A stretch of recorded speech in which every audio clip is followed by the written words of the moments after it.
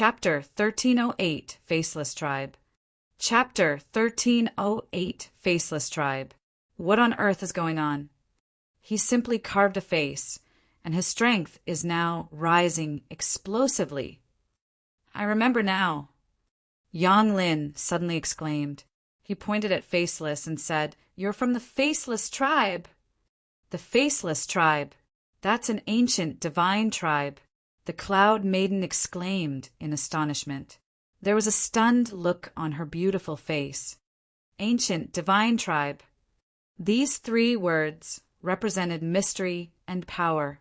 If someone was linked to these three words, they would definitely possess the ability to stir commotion throughout an entire region. The Nine Snake Tribe and Faceless Tribe. Two ancient divine tribes had now appeared.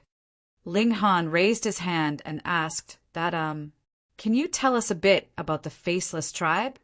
Faceless smiled faintly and said, I'll tell you guys myself. He looked at Qi Huangji, his aura surging like the formidable waves of the sea. In fact, his aura was almost on par with Qi Huangji's at this moment. Members of the Faceless Tribe are born without a face, and this is a technique invented by our ancient ancestors. It allows members of our tribe to advance rapidly, and it also bestows them with a battle prowess that far surpasses others at the same cultivation level. Simply put, we all have the potential to become king tiers. However, because our bloodlines are all different, the limits of our capabilities also differ. Moreover, the longer that we remain faceless, the more beneficial it is to our cultivation. When we're faceless, power will continue to gather in our body. This power will only be unleashed when we eventually grow our facial features. Faceless gave a simple description of the Faceless Tribe. To summarize his words, the more faceless one was, the more powerful their bloodline would become. Thus, it would be best if they only grew a face and unleashed their accumulated power after breaking through to the Genesis tier. If they did that, perhaps they would soar into the celestial realm straight away. In any case, none of them understood the secret technique used by the Faceless Tribe. However, they now understood that the process of growing a face would allow one to become manyfold more powerful. It was no wonder that his aura was almost on par with Qi Huangji's at this moment. He had now become the fifth king among kings. Interesting. Yang Lin laughed loudly as he tossed an alchemical pill into his mouth. His aura also started to rise explosively, instantly reaching the same level as Faceless. He shook his ancient umbrella and said, "Don't forget me, Yang Lin." He was someone who had been blessed by the fortune of heaven and had received the recognition of a saint tool. Who could match his luck?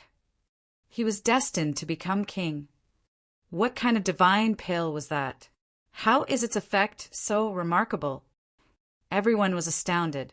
Being a king tier signified that one had already reached the peak stage of the pinnacle level.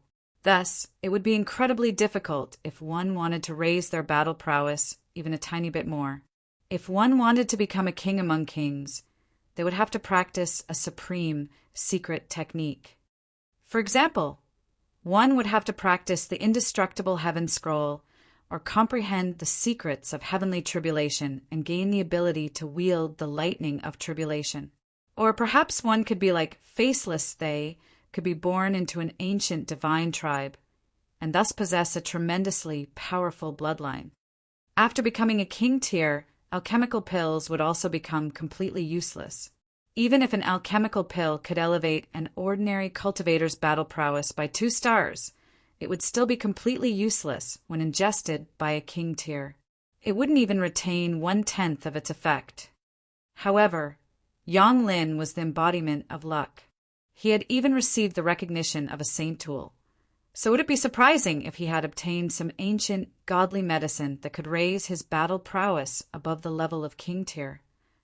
Of course, this effect was only temporary. Qi Huangji laughed loudly as he turned to the Cloud Maiden and to Obadong and said, "Do you too have secret techniques to elevate your strength? If you do, then hurry up and use it. If not, then piss the hell off." The Cloud Maiden and Tuobadong both smiled bitterly.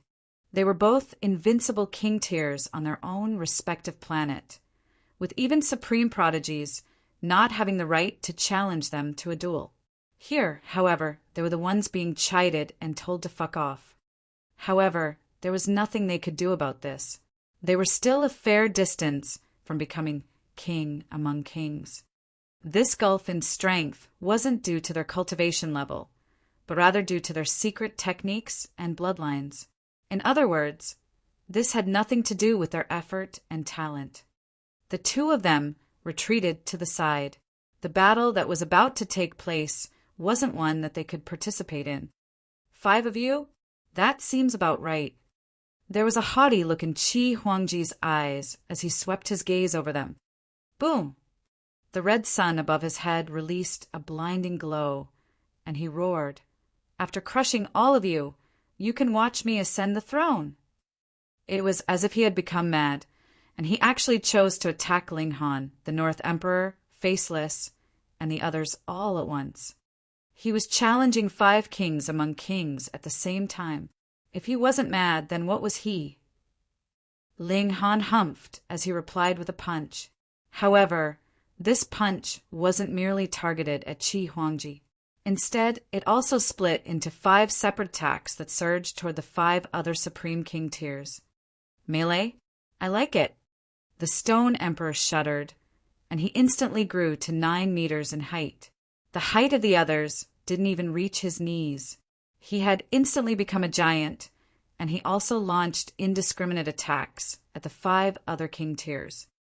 The North Emperor laughed heartily, and he slashed with his saber, sending countless bursts of frosty light into the surroundings. Faceless and Yonglin weren't willing to appear weak, either. The former drew his sword, and the latter shook his ancient umbrella, both of them launching attacks at the 5 other king tiers. The Cloud Maiden and Tuobadong were both astounded by the scene before them. Fighting like this was incredibly dangerous, as one would have to withstand the vicious attacks of 5 supreme king tiers at the same time. If they were involved in such a battle, perhaps they would be riddled with wounds after only 10 exchanges. At that time, they would have no choice but to retreat and admit defeat. At any rate, fighting like this revealed the differences in their power very quickly, even though they were all supreme king tiers. Wounds gradually started to appear on Faceless and Yonglin's body. Blood flowed freely, and their battle prowess also started to drop rapidly. This was expected. Faceless had only just ascended to this level, so it was only natural that he hadn't become a genuine supreme king tier just yet. Meanwhile, Yonglin had only reached this level after ingesting an alchemical pill, so he obviously couldn't control the newfound power in his body perfectly. However, Ling Han and the others were just as powerful as before. Moreover, they weren't planning to relent anytime soon, either. Pung, pung, pung. It wasn't long before Yonglin and Faceless were sent flying. However, they wouldn't need to feel dejected about losing here. After all, this melee-style battle meant that they were being attacked by 5 other Supreme King tiers at any one time. How many people could withstand this? As the Cloud Maiden and 3 others watched on, they couldn't help but feel admiration for the 4 King tiers who were still locked in a fierce battle. The 4 of them were clearer stronger than the rest. However, only one of them would emerge as a true king among kings, and that would be the person who eventually ascended the throne. The others would all become stepping stones. It mattered little how powerful or talented they were. If they lost against someone at the same cultivation level, they could only become green leaves that accentuated the existence of the red flower. Only one person could become king. As for the others, they could at most be pseudo-kings. Who would become the genuine king among kings? Would it be Ling Han? Or the North Emperor? Or maybe the Stone Emperor? Perhaps Qi Huangji? No one knew how this battle would end. The battle between the 4 of them was far too intense. However, even though it was so intense, they still somehow managed to maintain their watertight defenses. It was as if they could go on like this for tens or even hundreds of years. However, was there this much time for them to waste? If they couldn't determine the victor in 3 days, they would all be eliminated. Ling Han was the first to stop attacking, saying, "If we continue like this, we won't determine a victor even after 100 years. Humph! I've got to admit that you 3 ants are indeed quite strong," Qi Huangji said. "However, there's still a long way before you reach my level." Although he admitted that Ling Han and the others were strong, he was still just as haughty and arrogant as before. "Then how should we determine the victor?" the Stone Emperor asked. "We'll draw lots and hold 2 one-on-one battles. The victors of these battles will then fight against each other. The person who wins this battle will be the final victor," Ling Han said. Although the melee had appeared extremely dangerous, the fact that it was a melee also meant that none of them had placed their full power into their attacks. After all, they still had to be mindful of their defenses. As a result, it was actually harder to defeat one another and determine a final victor. For example, there would be no time for them to accumulate their power and launch a powerful attack during a melee. Fine. Qi Huangji was the first person to agree to this suggestion.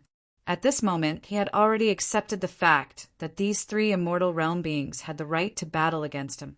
Only by fighting one-on-one would they truly be able to find the strongest among them. The Stone Emperor and North Emperor exchanged a glance before both nodding their head. Chapter 1309 Battle of the Strongest Physiques. Chapter 1309 Battle of the Strongest Physiques. They drew lots, and the result was Ling Han versus the Stone Emperor and Qi Huangji versus the North Emperor. They didn't speak any nonsense, and the 4 of them immediately began to do battle. "Human, eat my fist." The rock spirit launched a fist at Ling Han. His fist was larger than a wok lid, and it looked as if it were formed from jade, with swirls of light glimmering on its surface. However, one definitely couldn't make the mistake of thinking that his fist was brittle. In reality, he possessed the bloodline of a rock spirit, and thus his most outstanding quality was his sturdy physique. His physique was as tough as godly metal of the same level. Thus, the Stone Emperor preferred engaging in close-quarters combat. In the past, he had battled against a king tier at the same cultivation level, and he had ruthlessly smashed him into a pile of broken flesh with only 10 punches. If he hadn't shown mercy, even his opponent's divine sense would have been obliterated. Ling Han laughed loudly as he replied with a punch of his own. Pum! Their fists collided, releasing a burst of devastating light that easily tore space apart, forming numerous black swirls in the air. It was as if even space were about to shatter. Such an event wasn't impossible. After all, the mountain river tier was the highest cultivation level in this place, so they were all equivalent to Saint Kings in the outside world. If Saint Kings so desired, tearing space apart wouldn't be a difficult task. A look of astonishment spread across the Stone Emperor's face. Ling Han had exchanged a blow with him, yet even his skin hadn't cracked, to say nothing of his bones shattering. He knew that Ling Han was powerful, but close-quarters combat was his forte. Take the North Emperor, for example. The North Emperor was just as powerful as him, yet he still wouldn't dare to engage in close-quarters combat with him. Prodigies were naturally aware of their own strengths and weaknesses.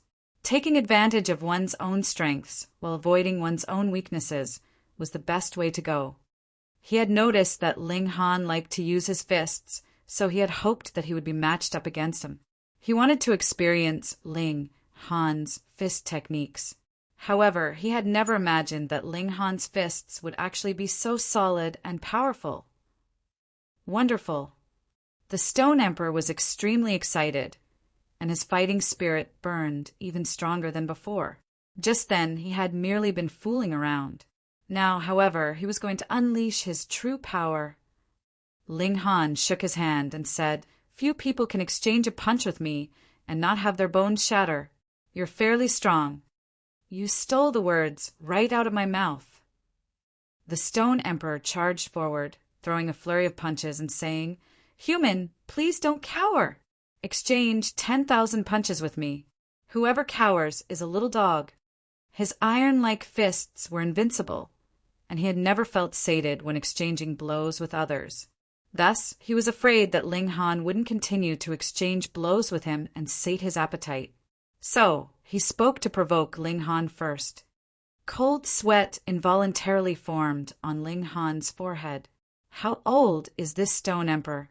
He actually uttered the words, "little dog."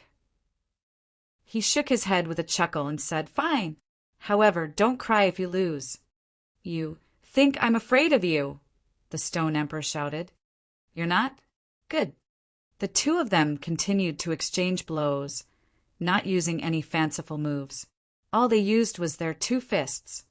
Faceless and the others all grimaced upon seeing this. Were these two people savages? How could ordinary people possess such terrifying physiques? The power of cultivators was limited. If one placed 70% of their power into offense, then they would only have 30% of their power left for defense. However, judging by Ling Han's and the Stone Emperor's ferocious attacks, they had clearly placed 100% of their power into offense. In other words, the physique of them too was freakishly powerful. They didn't need to use origin power to protect themselves. Could people at the same cultivation level wound them? Faceless and the others exchanged a glance. They felt that power alone wouldn't be able to breach Ling Han and the Stone Emperor's defenses. They had already exchanged 1,000 or so punches, yet neither of them had suffered from broken bones or even broken skin. They believed that one would have to use the regulations of flames, ice, or other elements to melt or restrict their physiques first. Regulations were an innate part of battle prowess, and merely using power to exchange blows like Ling Han and the Stone Emperor was the fighting method of foolish brutes. Generally speaking, elites wouldn't stoop to such a level. However, these two Supreme King tiers were enjoying themselves immensely. The smile of the Stone Emperor's face was like a blooming flower. He was feeling absolutely delighted at this moment. Never had anyone engaged in such a hearty battle with him before. His impression of Ling Han grew better by the second, and he felt that he could completely become friends with him, even though he was a human. "Human, I'm going to unleash more of my battle prowess," he said. It was clear that neither of them would be able to breach the other's physique if they merely exchanged blows using their raw power. "I was just about to suggest this," Ling Han said with a smile. "Bright jade technique," the Stone Emperor roared. His two fists had been as smooth as jade before, yet at this moment they suddenly became completely transparent. Streaks of divine patterns instantly materialized and covered his two fists. Meanwhile, the blue divine pattern on Ling Han's fist lit up. Z, Z, Z. Lightning crackled around his fists. This wasn't ordinary lightning, but divine lightning. Fuck! The Stone Emperor was just about to launch his fist, yet he immediately pulled back. Even he was apprehensive of the divine lightning from heavenly tribulation. "You don't want to fight anymore?" Ling Han asked with a smile. "No, we'll continue," the Stone Emperor said stubbornly. He strode forward and threw an aggressive punch. Ling Han replied with a punch of his own. Pum! Their fists collided, and the collision this time was even more devastating. This was because they had both unleashed the power of regulations. This was not only a collision of power, but also a collision of regulations. Z. Lightning arced up the Stone Emperor's fist and toward his arm. Pa, pa, pa, pa. The sleeve on his arm instantly disintegrated into ashes. When the lightning traveled up to his shoulder and tried to course through his body, the treasured robe that he was wearing suddenly lit up and prevented the lightning from traveling any further. Ling Han and the Stone Emperor both retreated. After unleashing their secret techniques, their battle prowess was naturally many-fold more powerful than before. The Stone Emperor raised his hand, only to see that his jade-like fist was fractured and bleeding azure blood. This blood smelled especially fragrant. This was his blood. However, because he was a rock spirit, well, he was largely a rock spirit, but just not as pure as his father's blood was actually an extremely rare spiritual liquid. This was an astonishingly beneficial tonic. The Stone Emperor was stunned. Although he had been wounded before, this was the first time he had been wounded by the fists of someone at the same cultivation level as him. Fuck! This human's fists are actually tougher than my fists? He looked at Ling Han, only to see that his fists were still intact and unscathed. Ling Han sniffed, then stared at the Stone Emperor's hand and said, don't waste the spiritual liquid. Use a vial to collect it. The Stone Emperor's face scrunched up in anger, and he shouted, "That's my blood!" "I know. That's why I'm telling you not to waste it. It's flowed out anyway, so you might as well give it to me." Ling Han cracked a harmless smile. "You bastard!" the Stone Emperor shouted in fury. There was a flash of light, and his fist immediately started to heal at a surprisingly quick speed. He was the descendant of a rock spirit, and thus he possessed a sturdy physique as well as an astonishing recovery ability. "Come again!" he roared as he waved his fists. He refused to believe that he, a rock spirit, would lose to a human in close-quarters combat. "As you wish. However, if you lose, you've got to give me a vial of spiritual liquid," Ling Han said with a smile. "That's my blood," the Stone Emperor stressed. "I know.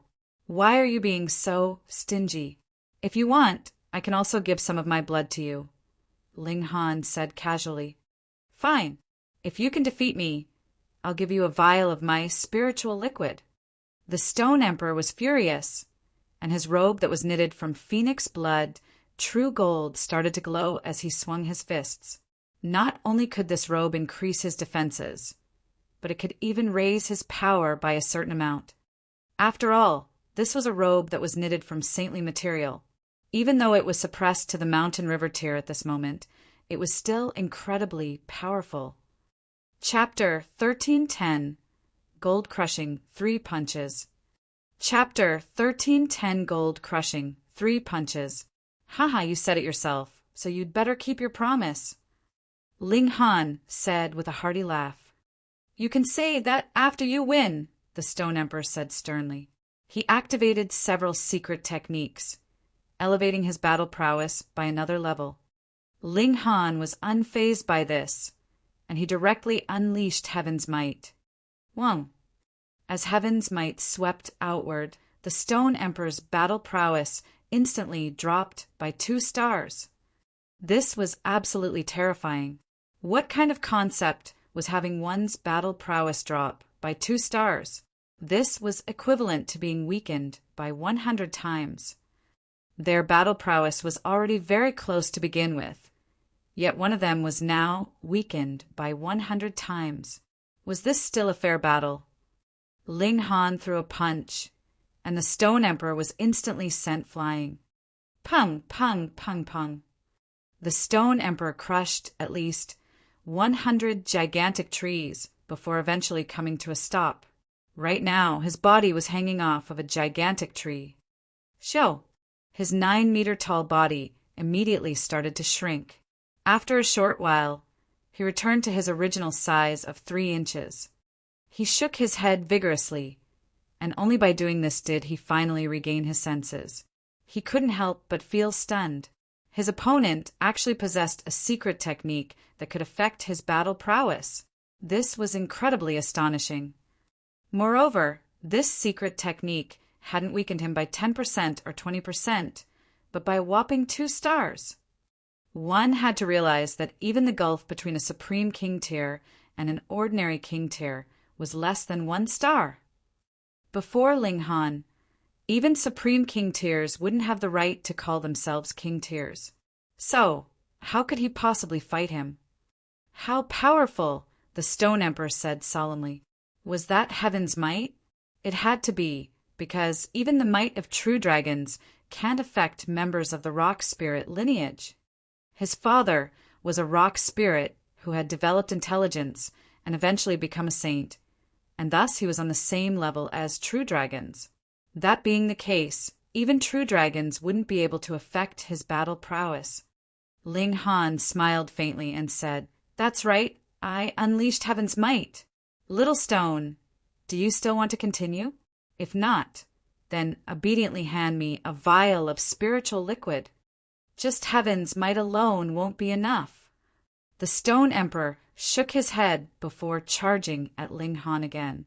A misty light enveloped his body, and he said, "I've activated a secret technique of my tribe. For the next 2 hours, no immaterial secret technique will be able to penetrate my defenses. If I can't defeat you during this time, then I'll gladly admit defeat." This time he didn't enlarge his body anymore. Instead, he chose to remain at his original size of 3 inches tall. However, when he swung his fist, his power all converged to a single point, making it even more destructive and devastating than before. Ling Han unleashed heaven's might as he replied with a strike of his own. Sure enough, heaven's might was no longer able to affect the Stone Emperor. It seemed as if he wasn't lying. He was genuinely invulnerable to immaterial secret techniques for the next 2 hours. "Heh, you want to defeat me within the next 2 hours?" Ling Han said with a loud laugh. This was a hilarious joke. He unleashed his fists at the Stone Emperor. A while ago, the Stone Emperor's fists had been as large as the lid of a well. Yet at this moment, they were only as small as a fingernail. Compared to Ling Han's fists, they seemed completely insignificant. In fact, they seemed even more insignificant than an infant's fists. However, one would definitely receive a shocking surprise if they dared to underestimate these fists. One would naturally be at their strongest when in their original form. This was true for all beings. Now that he was in his original form, the Stone Emperor was undoubtedly more powerful than before. Not only that, but his power was also more concentrated and destructive. Pum!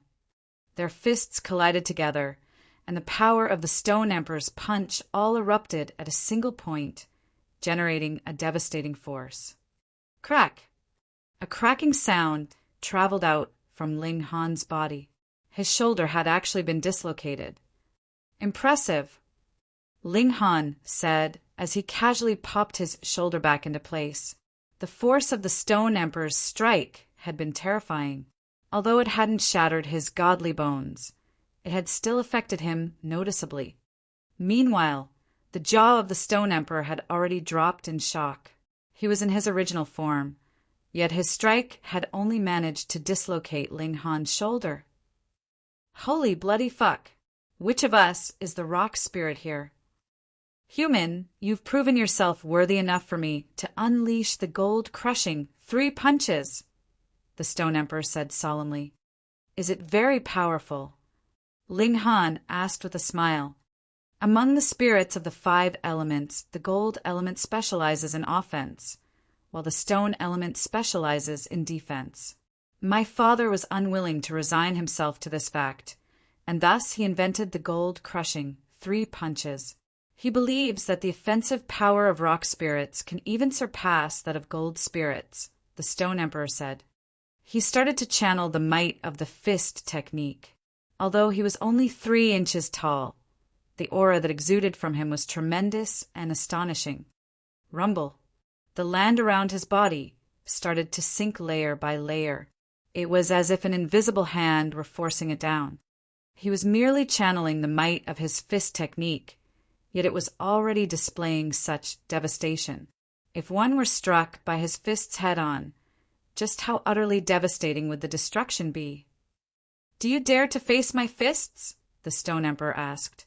His voice was brimming with pride. This was a fist technique that had been invented by a saint. If it weren't for the fact that he also possessed the bloodline of rock spirits, there would be simply no way that he could have mastered this technique. However, it was also because of this fact that this fist technique was so tremendously powerful. Why would I not dare? Ling Han was also brimming with confidence. When battling against someone at the same cultivation level, who could breach his freakish physique. Even if someone could, they would only be able to do some minor damage. He could easily heal such damage by channeling the indestructible Heaven Scroll. Human, even if you lose this battle, you would have still won the right to become my friend, the Stone Emperor said with a chuckle. He appreciated people who dared to fight head-on against him. Wonderful, Ling Han said with a nod. He also appreciated the Stone Emperor's frank and forthright personality. First punch. The Stone Emperor dashed over before leaping high into the air. However, because of his small stature, his high leap only brought him to the level of Ling Han's face. He then unleashed a punch. Ling Han also threw a punch. Pum! A formidable power instantly erupted from the Stone Emperor's small body, sending Ling Han flying backward. Pum! Ling Han flew through the air for dozens of meters before finally crashing to the ground. The webbing between his hands' fingers was cracked and bloody, as expected of a technique invented by a saint. Impressive. Ling Han smiled faintly. This punch had finally managed to crack his defenses. However, this was about all it could do. It was still unable to damage his godly bones. After all, the toughness of his godly bones was on par with level 5 godly metal. Which mountain river tier cultivator could shatter such tough godly bones? Even power at the peak stage of the pinnacle level wouldn't be able to shatter his goldy bones. If one used violent flames to refine him, perhaps they could incinerate him after several days and nights. Second punch, the Stone Emperor roared. His right fist swung over again. Strangely, however, his fist expanded dozens of times in size, while his body remained completely unchanged. Pum! Ling Han was sent flying once again. This time, however, he performed a graceful tumble in the air and landed firmly on the ground.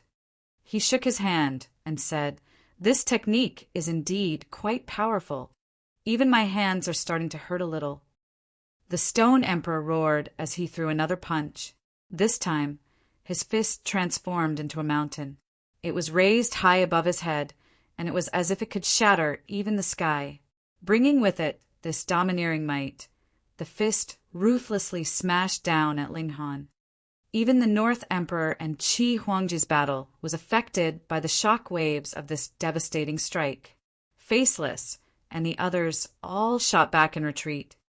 The power of this strike had reached the peak stage of the low extreme of the Sun-Moon tier.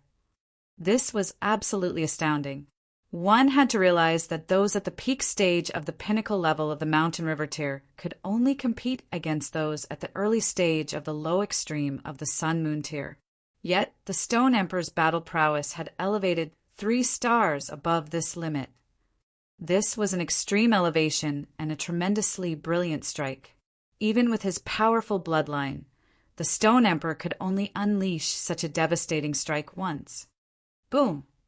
It was as if the fist yearned to pierce through the heavens as it bore down on Ling Han with a vast and profound might. Chapter 1311, Battling Qi Huangji. Chapter 1311, Battling Qi Huangji. Boom! The earth tremored uncontrollably as the fist smashed down, with at least 1/3 of the forest being obliterated. The earth was like an upturned carpet, continuing to undulate as shock waves traveled through it. It only came to a rest after a few dozen seconds. This was utterly terrifying. The might of a single fist was actually this powerful. One had to realize that this was an area that had been formed by the clash of regulations of the 2 realms. In other words, it should have been indestructible. The Stone Emperor retracted his fist. Pa! His mountain-like fist instantly shrunk back to normal size. There was a look of haughty pride on his face. His devastating fist was capable of defeating most elites at the peak stage of the low extreme of the Sun-Moon tier. So how could a Mountain River tier cultivator withstand it? With his mountain-like fist now out of the way, the scene of carnage was finally laid bare for all to see. Ling Han was still standing. Gasp! Not only was the Stone Emperor shocked, but the others were all equally shocked as well. Ling Han had faced such a formidable strike head-on, yet he was still standing there as if nothing had ever happened. In reality, one would need to unleash power above the medium extreme of the Sun-Moon tier if they genuinely wanted to obliterate level 5 godly metal with brute strength.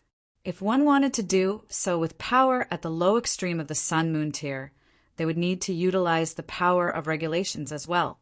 For example, they would have to unleash regulations of flames or regulations of poison.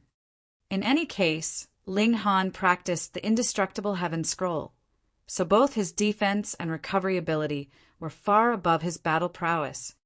If there were two Ling Hans in the world, a battle between them would definitely end with neither of them being able to kill each other. Ling Han stretched his muscles. His clothes had been completely destroyed, yet he had already put on a new change of clothes. He smiled and said, "That punch was fairly impressive. Even my bones were almost broken." If the power of the Stone Emperor's strike had been a little stronger and reached the medium extreme of the Sun-Moon tier, it would have indeed been capable of breaking Ling Han's godly bones.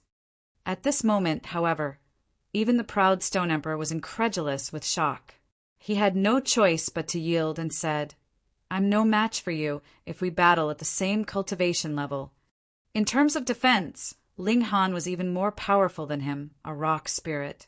In terms of offense, Ling Han could unleash Heaven's might and decrease his opponent's battle prowess by 2 stars.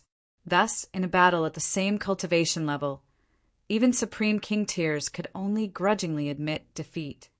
Both his offensive and defensive abilities were incredible, so how could one possibly defeat him? If one wanted to defeat Ling Han, they would have to possess an advantage in cultivation level. "You're such a freak," the Stone Emperor remarked. Such a remark should have been spoken by others to describe him. Yet, at this moment, this remark was used by him to describe someone else. From this, it could be seen just how astonished he was. Ling Han laughed heartily and said, "Now that you've lost, it's time to hand me a vial of spiritual liquid." The Stone Emperor felt extremely gloomy. However, he didn't break his promise, and he made a small cut on his arm, filling a small vial with his spiritual liquid. He was a heavenly body tier, elite on top of being a rock spirit, so his blood was definitely a precious treasure, even among the heavenly body tier. He tossed the vial to Ling Han, who gladly placed it in the Black Tower. Meanwhile, Qi Huangji and the North Emperor were still locked in a fierce battle, both of them unleashing their ultimate trump cards. The North Emperor wielded a saber, and it was as if even heaven and earth would be sliced open as he swung his golden saber through the air. Opposite him, Qi Huangji wielded an ancient mirror that relentlessly fired bursts of scorching flames that seemed as if they could incinerate all matter. Their battle prowess was genuinely on par, and at this moment they were competing with their god tools. The North Emperor was the disciple of a saint, and although his saber wasn't forged from saintly material, it was forged from level 15 godly metal. This was material that even Eternal River tier elites would salivate over. A weapon forged from such a valuable material was naturally very powerful. However, it was extremely likely that Qi Huangji's ancient mirror was a genuine saint tool. Its might was profound. Right now, both of their god tools had been suppressed to the Mountain River tier, so it was naturally the saint tool that enjoyed an edge, although only a very slight edge. With this slight edge, Qi Huangji was finally able to assert his dominance, which became more and more evident as time went on. The North Emperor clearly wasn't an unreasonably stubborn person. He quickly retreated with a shake of his head and said, "I've lost." Although he had only lost because he possessed a weaker god tool, a loss was a loss. There was no need to make any excuses. In a rare sight, Qi Huangji finally became serious for a moment, saying, "You are very strong. However, if we battle at our true cultivation levels, I'll achieve victory with even more ease." If they battled at their true cultivation levels, the advantage of his saint tool over the North Emperor's level 15 god tool would naturally be even more overwhelming. Ling Han couldn't help but feel surprised. By the looks of it, Yang Lin wasn't the only person blessed by the fortune of heaven and earth. Qi Huangji also possessed a saint tool. Next, Qi Huangji turned to look at Ling Han. A menacing look appeared on his face, and he said, "After defeating you, I'll become the true king among kings." Ling Han laughed loudly and said, "The scope of your vision is truly limited. To say nothing of which of us will win, what we can see is only a tiny fraction of the vast and boundless universe. Heaven knows if there are other, more powerful prodigies out there." Indeed, he knew about the celestial realm, and Hunyo had reached the Genesis tier after a mere 5 years of cultivation. So, at the mention of king among kings, "Come, fight me!" Qi Huangji stepped forward and roared. 3 lifetimes akin to destruction, 7 slashes of the divine sense. Whoa! A ferocious glint burst from his eyes, transforming into a divine sword that slashed at Ling Han. Ling Han was slightly astonished. This was actually a divine sense attack. He had come across many people who had cultivated their divine senses, rendering his 7-kill subduing soul technique almost ineffective. However, very few people practiced divine sense attacks. This was why he was so astonished upon seeing Qi Huangji's attack. The divine sword arrived before Ling Han. Ling Han stood solemnly, not moving to block or catch the strike. He allowed the divine sword to continue toward the top of his head. Qi Huangji sneered coldly.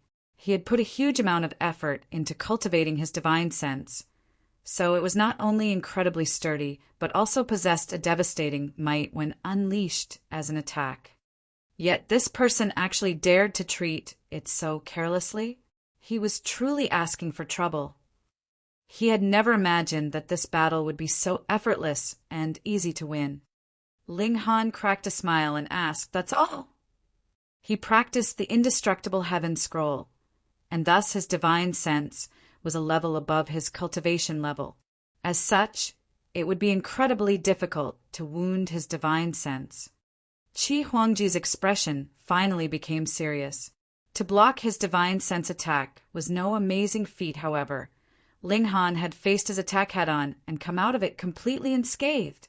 This was quite terrifying. This person's divine sense is perhaps even stronger than mine. Qi Huangji laughed loudly and said, "Impressive. This is the decisive battle that I yearn." His seriousness transformed into a soaring fighting spirit, and he formed a series of hand seals as he said, "Eat my 8-phrase true technique. Birth, old age, sickness, and death, myriad diseases upon your body." 1. Several bursts of black light shot out from Qi Huangji's mouth, transforming into 8 eerie black symbols that crashed toward Ling Han. Ling Han instantly sensed a terrifying killing intent bearing down upon him. His entire body trembled in apprehension. This was a harrowing secret technique, one that put pressure on even him. He discovered that his vitality had been weakened significantly, with his mind and spirit both hitting a trough. Is this a curse? Ling Han had obtained the vial of curses before, and he could curse anyone to death as long as he obtained their blood, hair, or other bodily substances. Even if one was extremely resilient and didn't die from his curses, they would still suffer a terrible bout of illness and suffer severe wounds to their origin power. That vial had been owned by a bunch of people who had practiced netherworld cultivation techniques. Following this logic, it was probably safe to say that the art of curses was a cultivation technique of the netherworld. He gave a soft roar as he unleashed the might of lightning. Bursts of crackling white lightning instantly enveloped him, cleansing him of the effects of Qi Huangji's curses. The power of heavenly tribulation could cleanse and purify all matter. Qi Huangji cracked a smile and said, "Interesting." Chapter 13:12 Fiery Hell Formation. Chapter 13:12 Fiery Hell Formation. "Take a punch from me too." Ling Han shouted loudly. As he swung his fist, lightning bolts flashed and were thrown out together with his fist. Qi Huangji dared not be careless. He, too, clenched a fist and took a step forward with his right foot, punching out at the air. Pum! Two different powers clashed midway, instantly creating a terrifying shockwave that swept out in all directions. This kind of overwhelming power would even send a cultivator at the peak of the consummate level of the mountain river tier flying upon the slightest contact. But everyone here were king tiers that had cultivated to the pinnacle level. The shock wave merely caused their clothing to flap and flutter loudly. So boring! Stone Emperor mumbled. He preferred a head-on clash when every punch landed on flesh. This kind of clash where both fighters were so far away from each other, no matter how intense it was, would still dissatisfy him. Haha, try this move from me. Qi Huangji laughed loudly and delivered a smack at his waist. Xiao, xiao, xiao! Instantly, several hundred flags flew out and stabbed into the ground around Ling Han. Every flag was exuding a weak light, and they resonated with each other. Suddenly, Ling Han's vision was completely filled with fog. Qi Huangji was obviously just 30 meters away from him, but now he could not even spot the slightest glimpse of him. It was not only Qi Huangji. He could not see Faceless, the Stone Emperor, and the others either. A formation technique. Ling Han cast an eye over his surroundings and couldn't help but think that this Qi Huangji really had a lot of tricks up his sleeve. First it was a spiritual attack, followed by a curse, and now a formation technique. There seemed to be nothing that he had never gotten involved in. This was what a prodigy was. He was obviously leaving all his peers behind in the dust in terms of cultivation, yet still attained a level of achievement in other areas that others could only look up to. Just like how none of Ling Han's peers could compare to him in the field of alchemy. He did not move or panic. This formation was only capable of imprisoning him at most.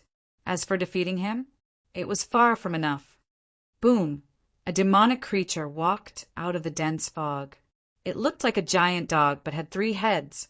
Its 3 mouths were dripping with drool, and there were also black flames twined all over its body. As its paw stepped onto the ground immediately became roasted. It was filled with destructive power. Pa, pa, pa! Footsteps rang out in quick succession, and 3-headed dogs of fire appeared one after another and surrounded Ling Han. The auras of these fire dogs were dense, and he was actually unable to estimate their cultivation level. Human, if you can't even break out of this formation, you are completely unqualified to fight me. Qi Huangji's voice rang out, and it was as empty as an echo. He actually could not grasp where his voice had come from. Ling Han smiled slightly and said, "Whether I qualify or not is not what you can decide. If I want to thrash you, I will. If I do not want to thrash you, I will kick you aside." Qi Huangji paused before coldly saying, "How arrogant!" Boom! The 3-headed fire dogs shot out flames at the same time and began to attack Ling Han. Who? The fiery flames shot out, hiding the sky and covering the earth. Ling Han shook his head. He wanted to use fire against him. Wasn't that a joke? He had tempered his body in the immortal flame, though it was under the protection of the Black Tower. However, within the same cultivation level, or even 1 or 2 levels higher than him, what flames were capable of making him cower? The flames surged over, and Ling Han did not even raise a finger. H-Ice body itself turned into a black hole that absorbed the flames and turned them into his own. Ling Han could not see the situation outside, but those outside could see very clearly. The area surrounded by the flags seemed to have become a world of its own. Otherwise, how could it possibly accommodate so many 3-headed fire dogs when it was obviously such a small space? After a while, the Cloud Maiden guessed. "This is the fiery hell formation, right?" "That should be right." The North Emperor nodded. This formation was a great and powerful formation in the ancient times, and can even burn a saint. However, its might is obviously much weaker, so it is possibly a side formation that has been developed from the fiery hell formation. Qi Huangji turned to look at the two of them in surprise. Just like the two of them had said, this was a side formation of the fiery hell formation, and was also a shrunken version of it. He had obtained it from an ancient site. He had not foreseen that it would actually be recognized. These king tears from the immortal realm really could not be underestimated. However, he was proud. Even if it was just a side formation and could not possibly kill a saint in the outside world, it was definitely capable of trapping and killing a heavenly body tier. Even if its might was restricted in this place, it was still incredibly powerful. If Ling Han could not even pass this test, what right did he have to become his ultimate opponent? But when he saw that Ling Han actually neither dodged nor evaded underneath the burning of the fiery flames, and the millions of flames were actually being absorbed by Ling Han, even Qi Huangji looked shocked. This was something that not even he could do. What kind of freak is he? This guy can actually absorb the might of the flames. Is it that he can only absorb the power of fire, or that he can absorb power of any element? Everyone was astonished. The difference was too massive. If he could absorb power of any element, then added with his frightening physique, he would really not lose to any of his peers. Even if he was not invincible, there would at least be no one that could defeat him. At first, they had thought that the best method to use against Ling Han was to use flames. That was because fire would overwhelm metal, and flame on the same level was definitely the best method to defeat godly metal. But from the look of things now, this path could no longer be considered. This freak, what exactly can we do to tear through his defenses? Everyone was frowning. The simplest method was to use pure power to break through all techniques. As long as power reached a certain extent, then who cared what level of god tool you were? I would be able to smash you into pieces with a single strike. However, all the people here were king tiers. What did king tier mean? Invincible among their peers. Now, if they were to reach a higher cultivation level and use even stronger power to overwhelm Ling Han, then wasn't that admitting that they were no match for Ling Han on the same level? This was something that their pride would not allow. They were all scrambling their brains, furiously trying to think of a strategy. Within the formation, Ling Han was continuously absorbing the flames, right until these tall, three-headed dogs of fire became smaller and were no longer able to spit out any flames. This formation would then be resolved without him having to do anything else. The formation patterns on those several hundred flags had all darkened. They required a certain amount of time to absorb spiritual qi from the heaven and earth, and only then could one set up the formation again.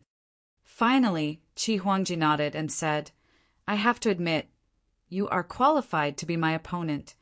Ling Han took one step forward and softly spoke, "Then are you qualified to be mine?" However, his voice seemed to have become a blade and slashed out towards Qi Huangji. "If I am not, who else in this world does?" Qi Huangji also took a step forward, his eyes wide in anger. His gaze turned into a fist of flames and struck out towards that blade. Pung! Fist and blade projection clashed, erasing each other. They had all cultivated to the peak stage of the pinnacle level. Even if they all learnt different cultivation techniques, there was really not much difference in the level of their origin power. If one wanted to use a pure clash of origin power to decide the victor, they would have to clash for at least a few years. What decided the victor between them would be regulations, secret techniques, and bloodline. "Ignorant," the Stone Emperor snorted. The North Emperor nodded as well, and said, "As far as I know, there's a person in the Seven Frost Galaxy. He's very, very strong. I have fought him in an equal battle once when I was in the low extreme of the Sun-Moon tier, but was defeated within 100 moves." Everyone was greatly astonished upon hearing these words. Chapter 1313 Freezing Time. Chapter 1313 Freezing Time. Everyone had witnessed with their own eyes how strong the North Emperor was. He had battled fiercely with Qi Huangji to a crazy extent, and in the end he had lost just because the grade of his god tool was that little bit worse. Merely in terms of individual battle prowess, the North Emperor was definitely not inferior to Qi Huangji. But it was this kind of king among kings that actually admitted that he had been defeated within 100 moves by another person. Exactly what kind of monster was that other person? He was a little too strong, wasn't he? Ho ho, you all are just amazed because of your ignorance. Stone Emperor scoffed. You all are limiting yourself to this plane, and think that just being invincible among your peers on a single planet would entitle you to call yourself King Tier. So how could you all know just how wide this whole world is? The Cloud Maiden and the others all looked embarrassed at this. If these words had been spoken by anyone else, they would naturally treat it with disdain and think that the speaker was merely jealous. But it was a King Tier that had spoken, who was moreover a king among kings, so his words were definitely heavy. However, the Stone Emperor had spoken too bluntly, completely refuting them. Meanwhile, the North Emperor smiled gently and said, "Some people have always been traversing in between the two realms and simultaneously experience the regulations of both realms, merging them into one. Thus, in a battle between equals, they are naturally stronger." What? Cloud Maiden, Yonglin, and Tuobadong all turned ashen in shock. Even Faceless looked surprised. Stone Emperor gave another snort and said, "What do you think the benefit that we had gotten previously was? It contained the regulations of the netherworld within. Otherwise, on what basis could it allow all of you to increase your battle prowess greatly when there has been no change to your cultivation level, secret techniques, and bloodline?" The Cloud Maiden and the others once again experienced a shock. They had never thought of such a theory. Their level was limited, and the strongest backer behind them was only in the Eternal River tier. So, in terms of understanding of cultivation, how could they compare to the Stone Emperor and North Emperor, who were both backed by saint-level forces? However, whether it is going from the netherworld to the immortal realm, or from the immortal realm to the netherworld, it is too dangerous. The North Emperor shook his head. Even he did not dare carelessly step into the territory of the netherworld. The moment his identity was exposed, he would definitely be hunted down and killed by elites of the netherworld. The Cloud Maiden was curious and asked, since comprehending the regulations of both realms at the same time would allow one to become stronger, then why do the two realms not compromise and allow the other side to have a chance of comprehension? With how the two realms are opposing each other, how could they possibly allow cultivators from the other side to comprehend regulations in their territory? The North Emperor sighed. Rome wasn't built in one day. By nature, the two realms are on opposite sides, just like fire and water. How could they possibly get along with each other then? The Cloud Maiden and the others did not speak further. They only had to ask themselves, if this was not the two-realm prodigy gathering and they saw a being of the netherworld, would they really not make a move to kill him? The answer was undoubtedly they would. Killing one more being from the netherworld would mean that the immortal realm was that little bit safer, especially when it was a prodigy-level being from the netherworld. Significance of killing one such person would be even greater. Even they thought this way, what more when it was others? The conflict between the two realms had started from the very source, and who knew how many years their grudges had been accumulating for? How could they possibly be resolved? How could they possibly get along well with each other? Still, why is that when we are obviously in two opposing worlds, we could improve our abilities if we comprehend the regulations of the netherworld? The Cloud Maiden asked. She was a woman and a beauty at that. By nature, she had the advantage in social relations, so she could conveniently ask some questions. The North Emperor and Stone Emperor looked at one another before shaking their heads. Even saints could not answer this question. If Ling Han had heard their discussion, he would definitely have been able to tell them that only if one simultaneously comprehended the regulations of both realms would he be able to open the great door that opened into the celestial realm and obtain a true immortal life. Ling Han used his own body like a bow and used his origin power as an arrow. The lightning mark on his right hand glowed, boosting the power of the arrow. Pa, pa, pa. Blazing white lightning danced on the arrow of origin power, exuding the power of heaven's might. Qi Huangji suddenly looked astonished. This arrow had not even been shot, and he could already feel a frightening pressure. The moment it was released, it would definitely be earth-shattering. Xiao, Ling Han's hand loosened, and the arrow of origin power shot out, as fast as a streak of light. The annihilating dragon star arrow was already extraordinarily fast by itself, and now that it had fused with the lightning of heavenly tribulation, its speed was naturally further increased to a whole new level. His hand had just released it, and in the next instant it had arrived at Qi Huangji's chest. Qi Huangji paled in shock. He knew that the moment this arrow from Ling Han was shot, it would definitely be incomparably terrifying, but he had completely not imagined that it would be so fast. In his eyes, the arrow of origin power blazed with incredibly blinding lightning, and was endlessly becoming larger. "Freeze!" he shouted loudly, his face twisting. However, an ancient aura surged out of his body, which seemed incredibly mysterious. The world suddenly slowed down. That arrow that had been initially as fast as a strike of lightning became as slow as an ant. Yet Qi Huangji was completely unaffected. He ducked to the side and managed to dodge the arrow's tip.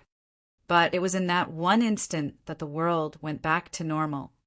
Xiao, the arrow of origin power, shot past, bringing with it blazing lightning that sank into the dense forest afar. Qi Huangji was both furious and stunned. He had a great secret, and that was the fact that his bloodline was incredibly powerful. He could even manipulate time and cause the time of a part of the area around him to pause, but it could only last for an instant. But being able to influence time was undoubtedly the most fearful ability in this world. As long as he was given the chance to come close enough, he could even kill an eternal river tier while he himself was only in the heavenly body tier. However, this kind of ability could not be used according to his will, and could only be used once every 3 days. That was because it required the power of his bloodline, and the moment he had exhausted that mysterious power in his bloodline, he could only slowly recover it. And he had actually used this kind of powerful ability so quickly. Qi Huangji was naturally furious. He glared at Ling Han, yet was even warier. He was afraid that Ling Han would shoot another arrow at him. He could no longer use this kind of ability. With a soft shout, he charged towards Ling Han. Boom! Boom! Boom! He closed the distance between them, but did not reach the extent when they could engage in a completely physical fight. There were about 3 meters between them. This way, not only would Ling Han be unable to use his archery skill, Qi Huangji's battle prowess would also be maximized. Ling Han was unafraid, though. He was only curious. Why had the annihilating dragon star arrow seemingly paused in that instant before it reached Qi Huangji just now? Though it was only a negligible instant, it was this minor pause that allowed an opening for Qi Huangji to dodge to the side. Freezing time. Ling Han's heart clenched.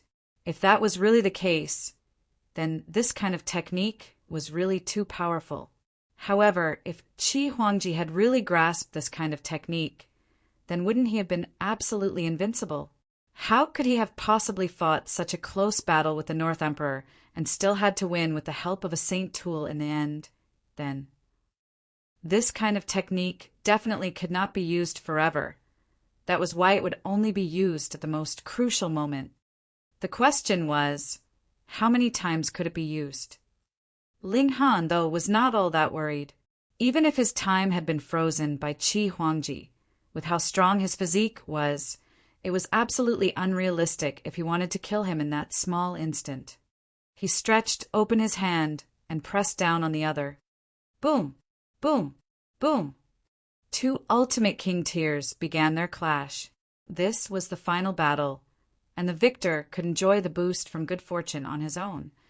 Chapter 1314, Essence Divine Flames.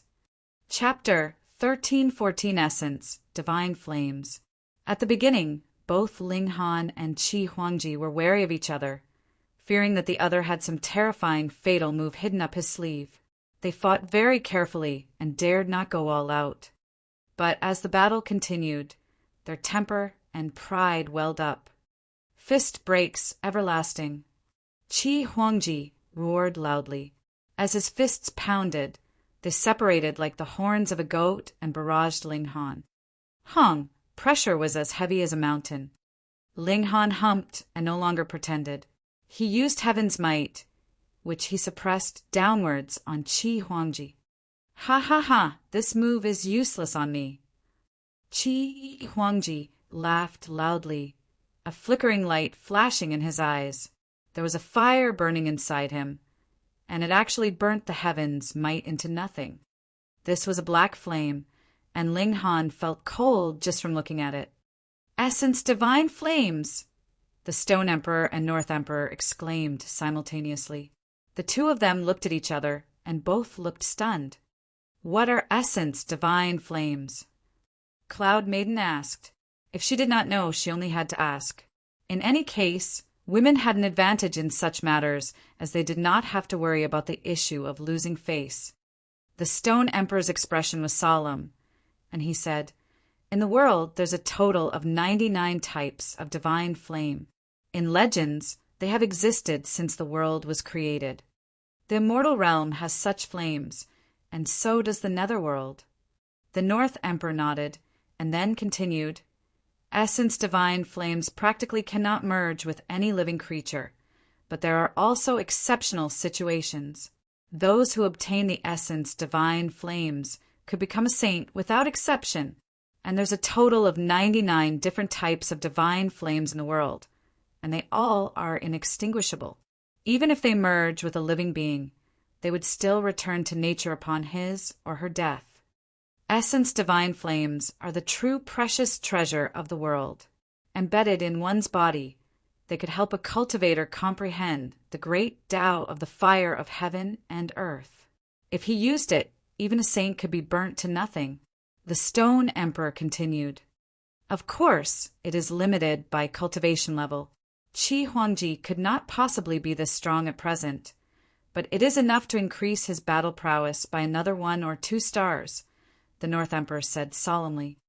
The Cloud Maiden and the others all looked astonished. To further increase 1 or 2 stars of battle prowess from their kind of foundation, that was too frightening. This guy, could it be that he is the beloved child of heaven and earth? The Stone Emperor gritted his teeth. Though he was the son of a saint, he still did not have the kind of property that Qi Huangji had. Everyone turned to look at Yang Lin. He was also a beloved son of heaven and earth, who had been recognized as master by a saint tool. Yang Lin shook his head with a grimace and said, "Compared to him, I'm practically a beggar." They had similarly gained a saint tool, and Qi Huangji's was a complete one, while his was badly damaged. In terms of other treasures, he had only picked up some alchemical pills, but Qi Huangji? He had actually obtained the essence divine flames of the heaven and earth, which was equivalent to having a portion of the great Tao of fire permanently embedded inside his body. What could compare to the effects of comprehension from that? No wonder Qi Huangji had advanced into the heavenly body tier when he was only 200 years old. With the help of essence divine flames, it was practically a piece of cake for him to accumulate comprehension of his cultivation level. He merely needed to increase the accumulation of his origin power. A beloved child of heaven and earth like him could probably pick up some kind of ancient, godly medicine just by walking into the mountains. Pa. After ingesting one, his cultivation level would probably soar. Who could defeat a person that was so blessed with good fortune? Everyone still did not know that Qi Huangji's bloodline was similarly frightening. It could even influence time itself, or they would be even more stunned. How could the good fortune of heaven and earth dote on a single person so much? However powerful you may be, it is still not enough in front of me.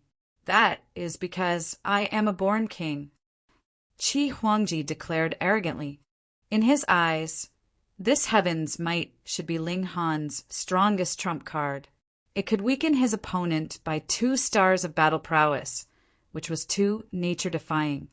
Too bad. He was a human embodiment of the Tao of heaven and earth. So how could he possibly be weakened? You blabber too much. Ling Han had nothing against arrogant people. Prodigies were naturally proud. But if he was blabbering a lot of nonsense, then that would really be too dislikable. He flicked his finger and multiple flashes of sword chi shot out. Lightning sword technique had fused with the true might of heavenly tribulation. Qi Huangji laughed loudly. As he continued to deliver punches, he said, "Just obediently become subservient to me. I am an undefeatable king, and there will eventually be a day that I will rule over both the immortal realm and netherworld. Ignorant fools like all of you don't even know how short-sighted you are being. My ambition is something that you all don't even have the right to imagine." Ling Han scoffed and asked, "The celestial realm?" "Pooh!" Qi Huangji suddenly spluttered. This was the greatest secret hidden inside his heart. He was incredibly arrogant precisely because he knew of the existence of the celestial realm. Putting aside the fact that he did not take to heart the king tiers of the immortal realm, the king tiers of the netherworld were below his notice as well. That was because he was confident that he should belong to the celestial realm where he could look down on all other living beings, noble and highly positioned. The netherworld and the immortal realm were all merely his stepping stones so that he could grow and mature. And when he reached the position of saint, he would split open the ancient path and enter into the celestial realm. This was his largest secret hidden in the innermost depths of his heart, and he had never shared it with anyone else before, because not a single person was qualified to know it. But what about now? What he thought of as his greatest secret was now being carelessly and uncaringly blurted out by another, as if that wasn't any earth-shattering secret, but rather a piece of common knowledge. In this instant, it was as if he had fallen from the clouds. He was filled with despondence and confusion. How could you possibly know? He was at a complete loss. Yet Ling Han did not answer, and instead deduced, "You could influence my arrow previously. This should be the ability of your bloodline. I know. You should be a member of an ancient divine tribe." Qi Huangji's expression twisted suddenly, veins instantly popping out on his forehead as his killing intent soared. He was the only one left of this branch of his bloodline, and in his bloodline there was a rule. No one could know his true identity, and he would have to kill whoever found out that secret. "You seek death," he roared. The divine flame in his body flickered and suddenly surged out. It danced and swirled around him, incredibly frightening. This was a divine flame that could burn even a saint with a single touch. He charged towards Ling Han, actually taking the initiative to enter into a close-quarters battle with Ling Han. Ling Han naturally was unafraid and began a clash of blows with him. Pung! Pung! Pung! Qi Huangji was indeed very strong, but his physique was obviously no match for Ling Han's and the Stone Emperor's. This kind of clash was too disadvantageous for him, because origin power was limited. If he concentrated his origin power on attack, there would definitely be issues with his defense. But if he cared only about defense, his attack would be lacking, so what was the point of him charging forward? They merely exchanged a few blows, and blood was already blooming on his fist. Yet it was right at this moment that Qi Huangji suddenly opened his mouth and spat out a black-colored flame that was aimed directly at Ling Han's face. With how close they were, how could Ling Han dodge? Pooh! A mouthful of divine flame was completely spat over Ling Han's face. As fiery flames burned brightly, Ling Han's figure had completely vanished. This was a divine flame of heaven and earth, and could block vision and divine sense. He's finished. This was a divine flame that could even burn a saint into ash. Even if this place was under restrictions, it was definitely a piece of cake to burn a living being of the same level. Even the Stone Emperor thought that even if Ling Han had not died, he would still have been severely wounded. This was a divine flame of heaven and earth, and had appeared with the creation of the world. It was even more noble than his line of rock spirits. Chapter 1315, Collecting the Essence, Divine Flames. Chapter 1315, Collecting the Essence, Divine Flames. A bizarre scene appeared. The black-colored divine flame actually surged out continuously from Qi Huangji's body, as if something was tugging at it. In that one instant, the essence divine flames had completely slipped out of Qi Huangji's body and were entwined around Ling Han. No! Qi Huangji involuntarily exclaimed in shock. This was not something that he had done on purpose, wanting to use even stronger divine flames to burn Ling Han to ash. It was rather a mysterious force that had pulled the divine flames out by force. But how could this be possible? The essence divine flames were a force that belonged to the heaven and earth. They were the most ancient and strongest existence, aside from other essence divine objects. What else could be a match for them? Even if Ling Han also possessed some essence divine object, they would only be an equal match. Why was it that he could pull out his divine flames from his body by force? This was practically an overwhelming advantage. Qi Huangji was really in a panic because he did not understand the situation. Ordinarily, the essence divine flames were the very most awesome existence, whether it was in the mortal realm or the netherworld. Could it be that Ling Han had a precious treasure that surpassed these two realms? In reality, it was indeed so. When he was attacked by the essence divine flames, Ling Han did not care much. After all, divine flames would also be weakened to mountain river tier in this place, and he was one who had been burnt by immortal flames. This was naturally a piece of cake for him. Yet Small Tower suddenly sent him a mental message, telling him not to resist, because it wanted to draw away this divine flame. Ling Han naturally cooperated. With them drawn into the Black Tower, wouldn't they then become his? Thus he stood there without moving, and allowed Qi Huangji to barrage him with divine flames. And the Black Tower indeed moved, forcibly drawing all the divine flames out of Qi Huangji's body by force. That's right, it is indeed a source power, and can allow me to recover by a 10,000th. Small Tower declared with slight happiness. Fuck! Ling Han immediately countered. Hey. What you mean is you are planning to take them all for yourself. I was the one who drew them out in the first place, so of course they are mine. Small Tower was not the slightest bit embarrassed. Moreover, only if I completely recovered would I be able to deceive the heaven and earth, so you would still be able to hide the secret of the Black Tower when you enter into the celestial realm in future. That's plain robbery. Ling Han's heart ached. They were essence divine flames. Just from the name, he knew they were good stuff. Don't grumble so much. Coordinate with me quickly.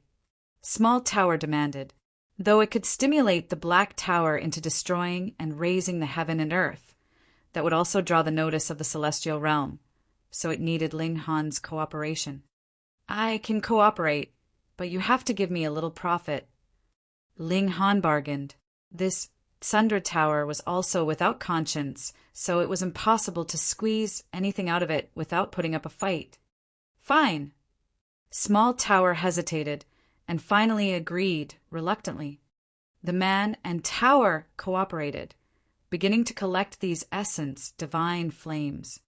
Black Tower was completely capable of doing it alone, but to do it without letting off any aura required Ling Han's cooperation.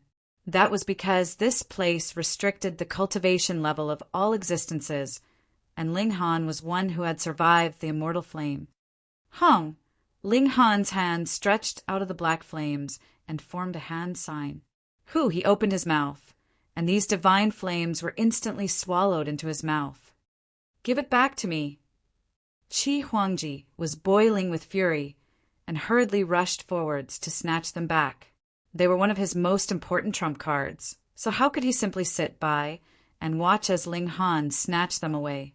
In his panic, he did not ponder the question of how Ling Han actually managed to collect the essence divine flames. The Stone Emperor and the others were all frozen, looking on dumbfounded. Were they really essence divine flames? Wasn't it said that even a saint could be burnt with a single touch? How could it now be drawn back and forth between the two of them? As Ling Han moved to exchange blows with Qi Huangji, he continued to endlessly absorb the divine flames with the technique that Small Tower had taught him. Pitifully, these essence divine flames still planned to fight back, but it was completely impossible that they could oppose the control of the Black Tower. Wasting effort, they formed various shapes, yet they were swallowed bit by Ling Han. It looked like they had entered into Ling Han's mouth, but in truth, they were immediately absorbed by the Black Tower. After all, the essence divine flames were filled with enmity towards him, so it was completely impossible that they would fuse with him. Instead, they wanted to burn him to nothing. So if they truly entered his body, it would definitely not be a good thing. Being able to bear the might of the divine flames and letting the divine flames burn inside one's body were completely two different things. As he saw how the divine flames became smaller and smaller, Qi Huangji was anxious, furious, and panicking all at the same time. He exploded with even greater battle prowess, wanting to stop Ling Han from swallowing his divine flames. Die! Die! Die! Qi Huangji roared loudly. Since his birth, he had never lost his composure as much as he did in this instant. It couldn't be helped, though. This was a trump card that he depended on the most. Sorry, but whatever has entered my pocket would be mine, Ling Han said smilingly. With Small Tower acting, the rate at which the Black Tower was swallowing was becoming faster and faster. It was not taking so much time because the Black Tower was not working hard enough. On the contrary, Small Tower was controlling the absorption rate to prevent it from being too fast, for it could cause the aura of the Black Tower to leak. Bastard! Qi Huangji finally drew his saint tool. The ancient mirror appeared, and boom, a fiery dragon appeared in the mirror, roaring as it surged towards Ling Han. When he saw this saint tool, the North Emperor's expression involuntarily darkened. Though he was a magnanimous man, seeing this god tool that had defeated himself still caused a ripple in his emotions. After all, it was not Qi Huangji who had defeated him, but rather this saint tool. Wang, the divine demon sword appeared, and Ling Han gripped it in his hand, slashing out towards a dragon of fire. Over 100 sword projections swept past, and that fire dragon was instantly reduced to pieces, without the slightest bit of might left. The North Emperor and the others all looked stunned, turning their eyes towards the divine demon sword in Ling Han's grasp. The might of a saint tool was obvious to all, but it seemed like this sword of Ling Han's was even stronger than a saint tool. Gasp! In this place where cultivation levels were equal, saint tools would definitely be stronger than other god tools. However, this sword of Ling Han's was even stronger, and that meant this was also a saint tool, and its grade was even higher. After all, saints were divided into 4 cultivation levels, so saint tools naturally would be divided into 4 levels. Had they seen a ghost? A saint tool couldn't possibly appear under normal conditions, yet now they appeared one after another as if they were as common as level 4 or 5 god tools. The Black Tower swallowed the last bit of divine flame, and Ling Han also closed his mouth, revealing an expression of satisfaction. He looked at Qi Huangji, his eyes filled with admiration. He was fond of these people with nature-defying good fortune. What was theirs would be his, and it could save him quite a lot of effort. Qi Huangji, though, was fuming as he exclaimed, "Return my divine flame to me!" "Don't be so petty, we all can." Ling Han had just spoken a few words when his expression drastically changed. That was because Small Tower had already refined those essence divine flames, and had indeed gave him a portion as per their agreement. However, this portion was not even the share of a 10,000th. It couldn't screw him over like this. Fuck, this robbing tower, tricking even him. Small tower. Ling Han roared through his divine sense. What are you shouting for? My ears are not bad. Small tower humphed. You're just giving me this little bit? Ling Han asked angrily. The one putting his life on the line was him. But he actually didn't even get much profit out of it. This was really too much. Chapter 1316. The Unfortunate Qi Huangji. Chapter 1316. The Unfortunate Qi Huangji. I only said that I'll share a bit with you. However, I didn't say how much. Small Tower said shamelessly. You're even more shameless than me. Ling Han was completely speechless at this moment. Small Tower was far too underhanded. Brat, you'll only be well if I'm well, Small Tower said. It even wore a philosophical look on its face as it spoke. Ling Han was so angry that he wanted to ignore Small Tower. However, he was already at the peak stage of the consummate level of the Sun-Moon tier at this moment. So if he didn't break through, it would be useless no matter how much of the divine flames he was given. In fact, receiving too much would only overfill him and cause him to explode. However, he was still furious that the fucking Small Tower had screwed him over like this. Give it back to me. Qi Huangji roared in fury. The person before him had clearly stolen his divine flames. Yet, he was actually wearing a pissed-off expression. Was he trying to infuriate him to death? He howled in anger, and black divine flames burst from his eyes. These were essence divine flames, and he had refined a tiny amount of them into his body. He had genuinely only refined a very tiny amount.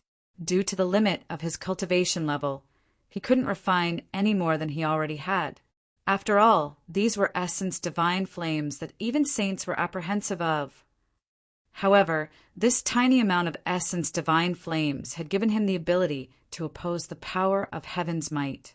Otherwise, if his battle prowess were decreased by 2 stars, he would fall from a supreme king tier to become an ordinary king tier. You forced me to do this. Qi Huangji's hands became a blur as he started to form a series of complicated hand seals. His aura became even more powerful, and it was as if his battle prowess had elevated by 1 to 2 stars. This was absolutely incredible. After reaching the level of Supreme King tier, it should have been impossible for them to become any stronger. However, Qi Huangji had to pay a significant price for this power. A lock of his hair immediately became white, and his appearance also seemed to age by numerous years. Wrinkles appeared on his forehead. Ling Han instantly understood what had happened. Qi Huangji had indeed become more powerful. Yet he had paid for this power with his lifespan. Moreover, he had paid a significant amount by the looks of it. Otherwise, it wouldn't have reflected on his appearance so clearly. This made a lot of sense. If Qi Huangji were only a 3 or 4-star genius, he would have obtained an extra 2 stars of battle prowess if he sacrificed several hundred or several thousand years of his lifespan.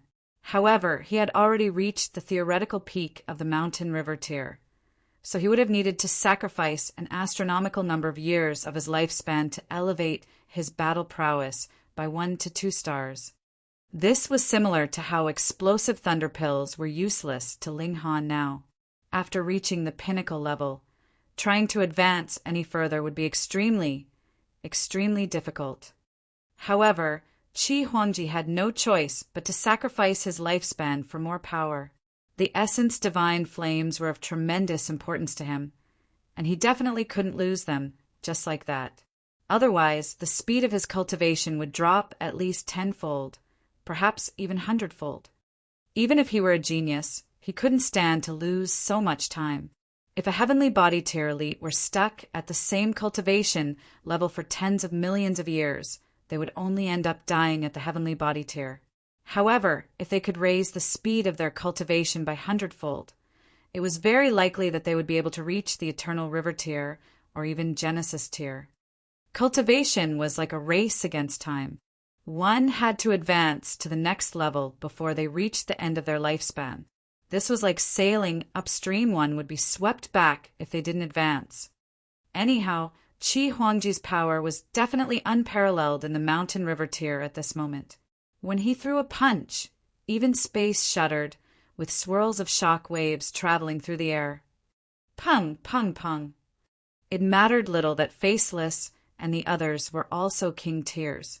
They were ruthlessly swept off their feet by the overwhelming shock waves. Just the shock waves alone were already this powerful, so how could Ling Han defend against this strike? He was the target of this strike, and he would have to face its domineering might head-on. Pung! Ling Han threw a punch, and his fist collided with Qi Huangji's. The muscles on Ling Han's arms rippled like the waves of a disturbed lake. The ripples traveled from his fist all the way up to his shoulder. Pa, pa, pa. His skin instantly cracked open, blood exploding into the air. Then his entire body was sent flying.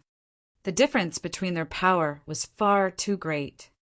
However, Ling Han somersaulted in the air and landed firmly on the ground. He then channeled the indestructible heaven scroll, healing his right arm at a speed that was visible to the naked eye. These were merely flesh wounds, and his godly bones were completely unscathed. Thus, healing these wounds couldn't be any easier. Pooh! Everyone spluttered in surprise. There was a difference of 2 stars between their power, meaning that Qi Huangji should have enjoyed a crushing advantage. Yet Ling Han had only received some minor flesh wounds. Moreover, he had even healed these wounds in an instant. What kind of defense was this? What kind of recovery ability was this? In reality, how could the Stone Emperor and North Emperor descendant and a disciple of a saint, respectively, not have secret techniques to elevate their battle prowess? However, like with Qi Huangji, these secret techniques required them to pay a heavy price. In fact, this price was so heavy that it was far more valuable than obtaining the first place in this 2-realm prodigy gathering. Qi Huangji was only going so far because his essence divine flames had been stolen by Ling Han. Thus, he was willing to sacrifice millions of years of his lifespan to snatch these essence divine flames back. However, Qi Huangji was destined to suffer a huge loss. Freak, the rock spirit muttered. Among the spirits of the 5 elements, the wood spirits were the most gifted in terms of recovery ability, while the rock spirits were the most gifted in terms of defensive ability. However, Ling Han's defense was no weaker than his, and his recovery ability was also no weaker than that of wood spirits. Thus, even he couldn't help but exclaim in surprise and admiration. With how incredibly freakish he was, could anyone at the same cultivation level as him kill him? The Stone Emperor turned to look at the North Emperor, who responded with a shake of his head. This was the first time he had felt so helpless against someone. Qi Huangji's face was a picture of shock and disbelief. He stared at Ling Han dazedly, and he almost felt an urge to rub his eyes to see whether or not he was seeing things right. However, as a Supreme King tier, he was confident that he wasn't hallucinating. Ling Han was genuinely unfazed after eating his strike. I don't believe this, Qi Huangji said through gritted teeth. He threw another punch. Boom! Crimson flames curled through the air as his iron-like fist smashed toward Ling Han. The might of this fist had already soared to a level infinitesimally close to the peak stage of the low extreme of the Sun-Moon tier. Pum!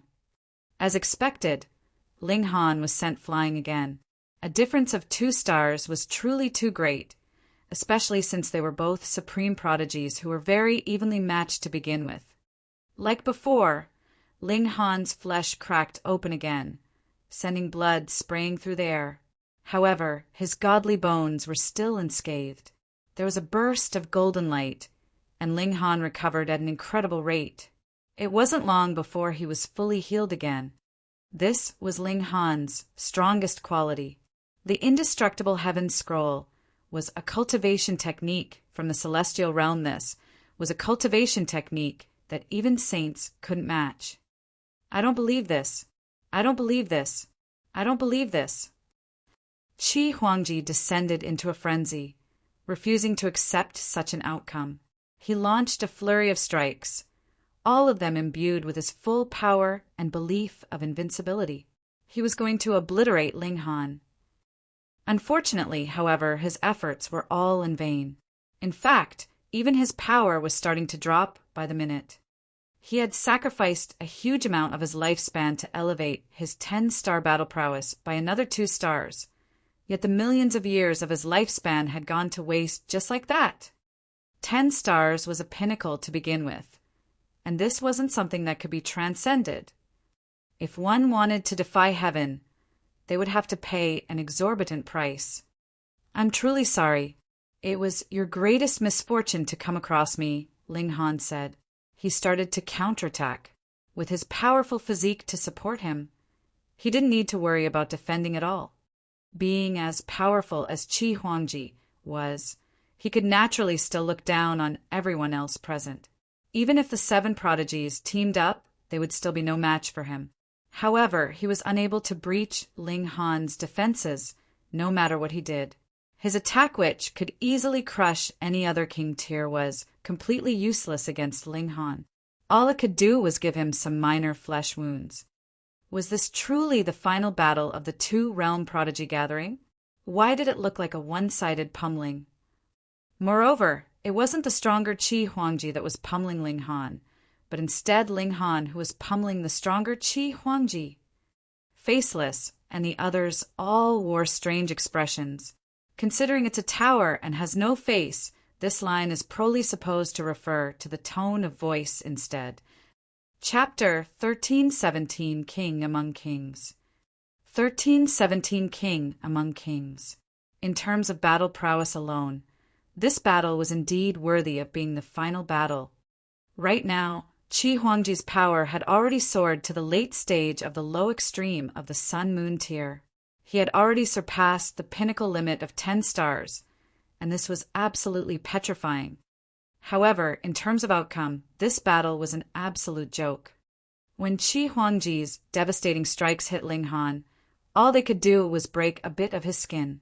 They were unable to cause any damage to his godly bones. Ling Han was like an indestructible battle god. Meanwhile, although Ling Han was counterattacking, he didn't aim to kill Qi Huangji.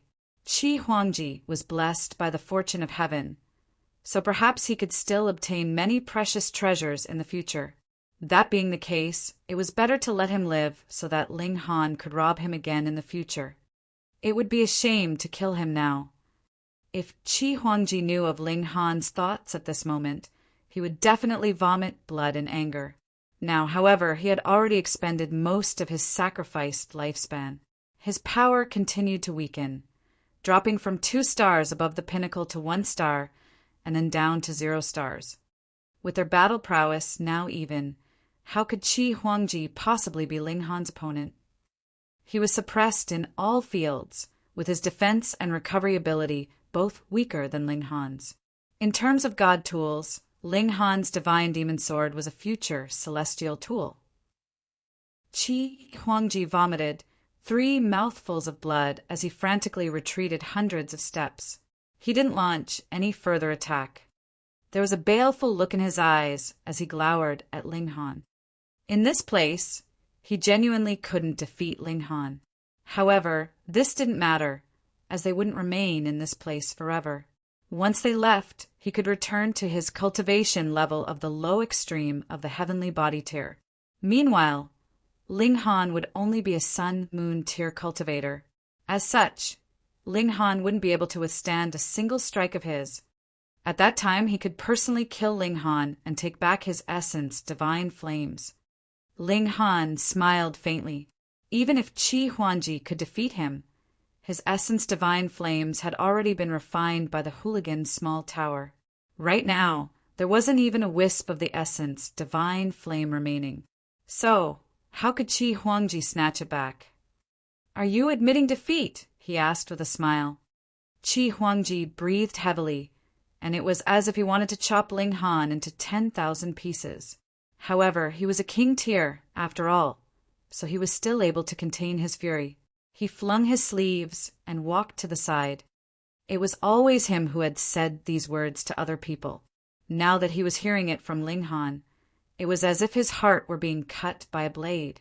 This was an excruciating feeling. In any case, the king among kings had finally been born. It was Ling Han. Who would have guessed this? The final victor wasn't Shi Huangji, nor was it the Stone Emperor or North Emperor. It certainly wasn't Yang Lin, the Cloud Maiden, or Yu Ying either.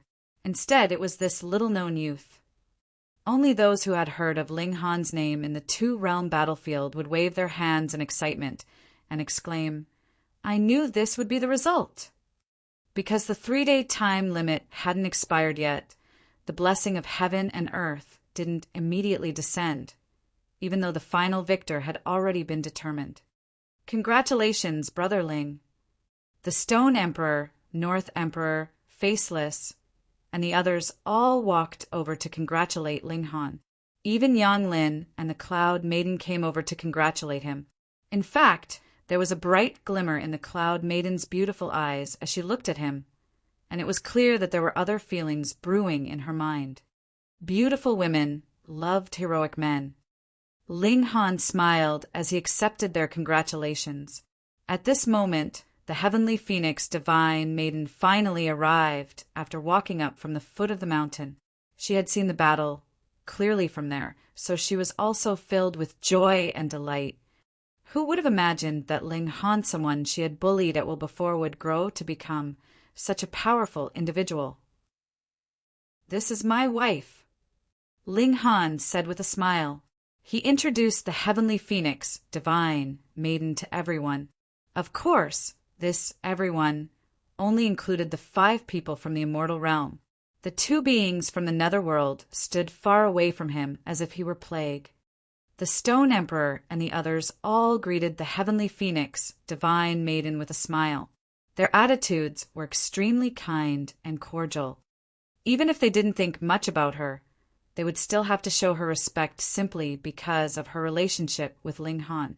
Anyhow, Ling Han had already left a deep impression in their mind, so they naturally didn't mind being more friendly with those close to him, though the heavenly phoenix, divine maiden, couldn't even be considered a true king tier.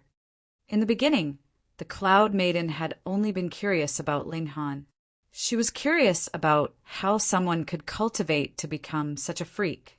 However, after seeing Ling Han being all lovey-dovey with the heavenly phoenix, divine maiden, she started to feel a little dissatisfied. Had he not noticed her stunning beauty? Why was he so into the heavenly phoenix, divine maiden? In terms of looks, neither she nor the heavenly phoenix, divine maiden, was more beautiful than the other. However, in terms of cultivation, talent, and status, she was galaxies ahead of the heavenly phoenix, divine maiden. So, why did Ling Han only have eyes for the heavenly phoenix, divine maiden? Her competitive nature was roused, so she purposefully badgered Ling Han to make small talk with him. Whenever the heavenly phoenix, divine maiden, spoke, she would definitely target her with rebukes. She wanted to rile the heavenly phoenix, divine maiden up so that she would try to compete with her. Once she did, it would be blatantly obvious which of them was the more talented. Ling Han didn't pay any heed to this. He liked the heavenly phoenix, divine maiden, not because of her beauty, but because of their relationship and lovesickness that had spanned 10,000 years. Their love was already determined by fate, and this was something that the Cloud Maiden could never make up for. The time limit of 3 days finally expired. Whoa! A column of light descended from the sky and enveloped Ling Han, the only remaining person on the platform. He was receiving a blessing of fortune. Immediately after, however, another column of light descended and enveloped Shi Huangji. He was also receiving a blessing of fortune. What? Pa. Another 4 columns of light descended, enveloping Faceless, the North Emperor, the Stone Emperor, and Yang Lin. They also received a blessing of fortune. Isn't the blessing of heaven and earth only meant for the final victor, the king among kings? Everyone was stunned. This was far too strange, no. Could it be that one will be recognized by this place as long as they surpass the peak stage of the pinnacle level? Then why has this never occurred before? Simple. Because only one king tier has ever appeared in each of the past gatherings. In other words, Supreme King tiers have never appeared before. This time, however, a whopping 6 Supreme King tiers have appeared all at once. They've all unleashed a battle prowess above the peak stage of the pinnacle level. Even though Yang Lin had relied on alchemical pills to surpass the peak stage of the pinnacle level, he had indeed obtained a battle prowess powerful enough to challenge King among Kings during that limited amount of time. In other words, he had become a king among kings for that short period of time. Yang Lin and Faceless were naturally beside themselves with delight, and they hurriedly sat down to absorb the celestial qi. This celestial qi could help them complete their comprehension of the regulations. The Stone Emperor and the North Emperor were also overjoyed. After all, they had come here especially for this celestial qi. The rewards offered by the 2 imperial empires certainly weren't enough to attract them here. After all, one of them was the descendant of a saint, while the other was a disciple of a saint. Only Qi Huangji wanted to vomit blood in anger. If he had known this earlier, would he have still fought tooth and nail with Ling Han? Not only had he lost his essence divine flames, but he had even lost millions of years of his lifespan. Although he was still young, and could definitely advance to the Eternal River tier where he would gain hundreds of millions of years of lifespan, who was willing to shave so many years off their life. He had sacrificed so much, yet he had still been unable to snatch his essence divine flames back. Even the blessing of heaven and earth was unable to bring him any joy. Simply put, the value of this blessing was completely insignificant compared to the value of the essence divine flames. "I'll deal with him when we get out of this place," he said in his mind. He definitely had to snatch the essence divine flames back. Definitely. Wang. Celestial qi permeated through the air, yet it was a shame that the Cloud Maiden, the Heavenly Phoenix Divine Maiden, and Tuobadong could only watch on in envy from the sides. There was nothing they could do about this. This was a reward that belonged to Supreme King tiers. Ling Han sat cross-legged as he aggressively absorbed the celestial qi, perfecting his comprehension of the regulations for each of his cultivation levels. Chapter 1318 Might of the Stone Emperor. 1318 Might of the Stone Emperor. If Ling Han ventured to the netherworld, of course he could complete his comprehension of the regulations. However, the netherworld only had its own set of regulations. This was unlike the celestial qi, which contained both the regulations of the immortal realm and the regulations of the netherworld. Compared to comprehending a single set of regulations by itself, comprehending this celestial qi was a complete breeze. It could be said that comprehending regulations in the netherworld for 10,000 years wouldn't be as beneficial as comprehending celestial qi in this place for a mere 2 hours. Moreover, if an immortal realm being ventured into the netherworld, they would be like a radiant sun amid the darkness because of the different regulations that they practiced. They would stick out like a sore thumb and become a clear target wherever they went. Add to that the animosity between the immortal realm and the netherworld, and it was certain that they would be hunted down relentlessly.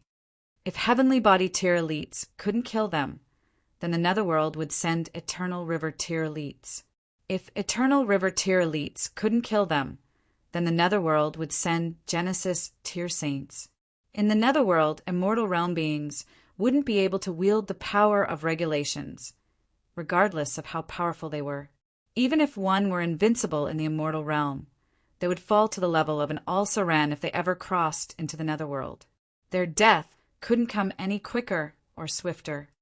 In any case, the regulations of the netherworld also had the ability to corrupt people. If one stayed in the netherworld for a long time, they would indeed be able to comprehend the regulations of the netherworld.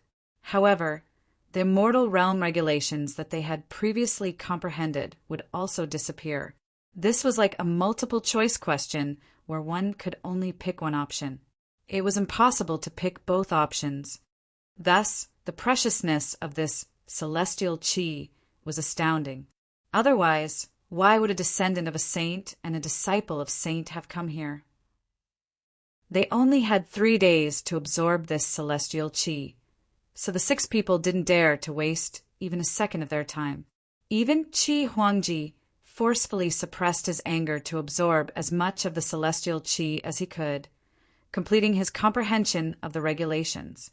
This could elevate his battle prowess and, more importantly, help him complete his comprehension of the regulations.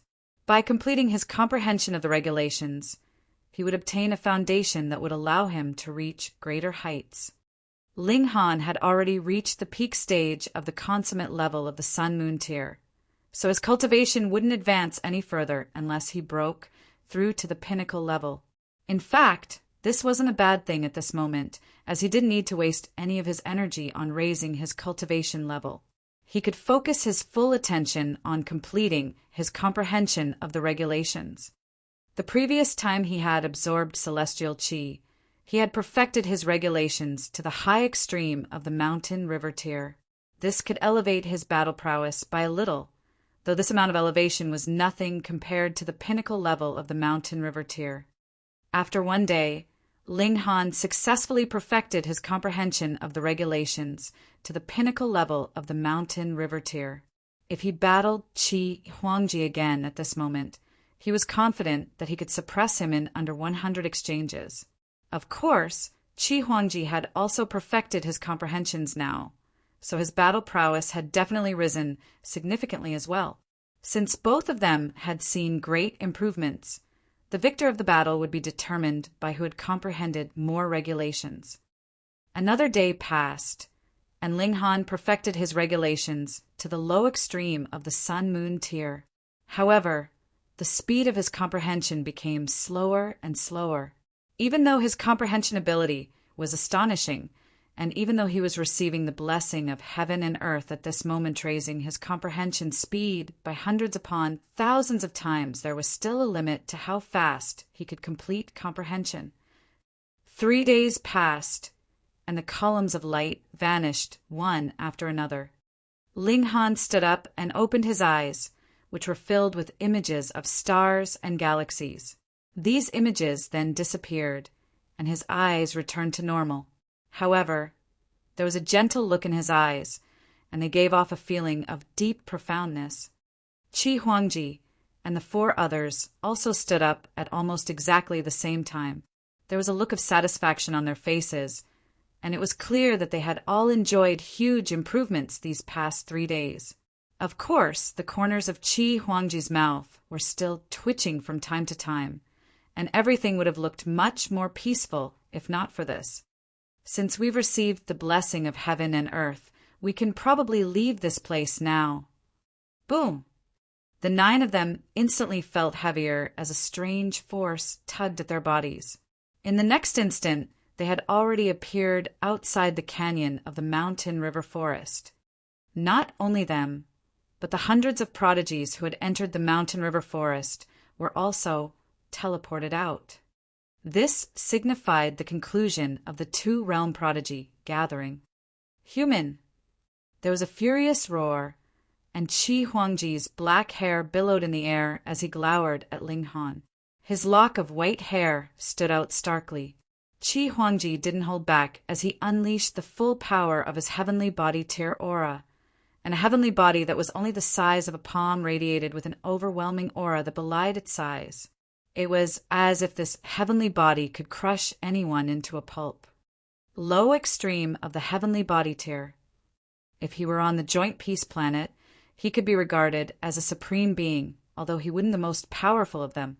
Here, however, heavenly body tier elites could only be regarded as elites. In fact, those at the low extreme were only barely worthy of being called elites.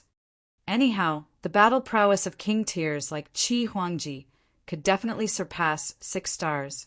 In other words, his battle prowess was on par with the late stage or even peak stage of the medium extreme. More importantly, he still owned a saint tool. This was a weapon of mass destruction, and it was capable of killing any heavenly body tier elite.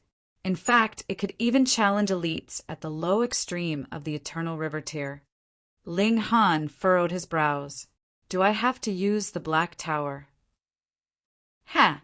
Since the two-realm prodigy gathering has already concluded, Qi Huangji, you're now using your power to pick on the weak. The Stone Emperor leaped over to stand in front of Ling Han.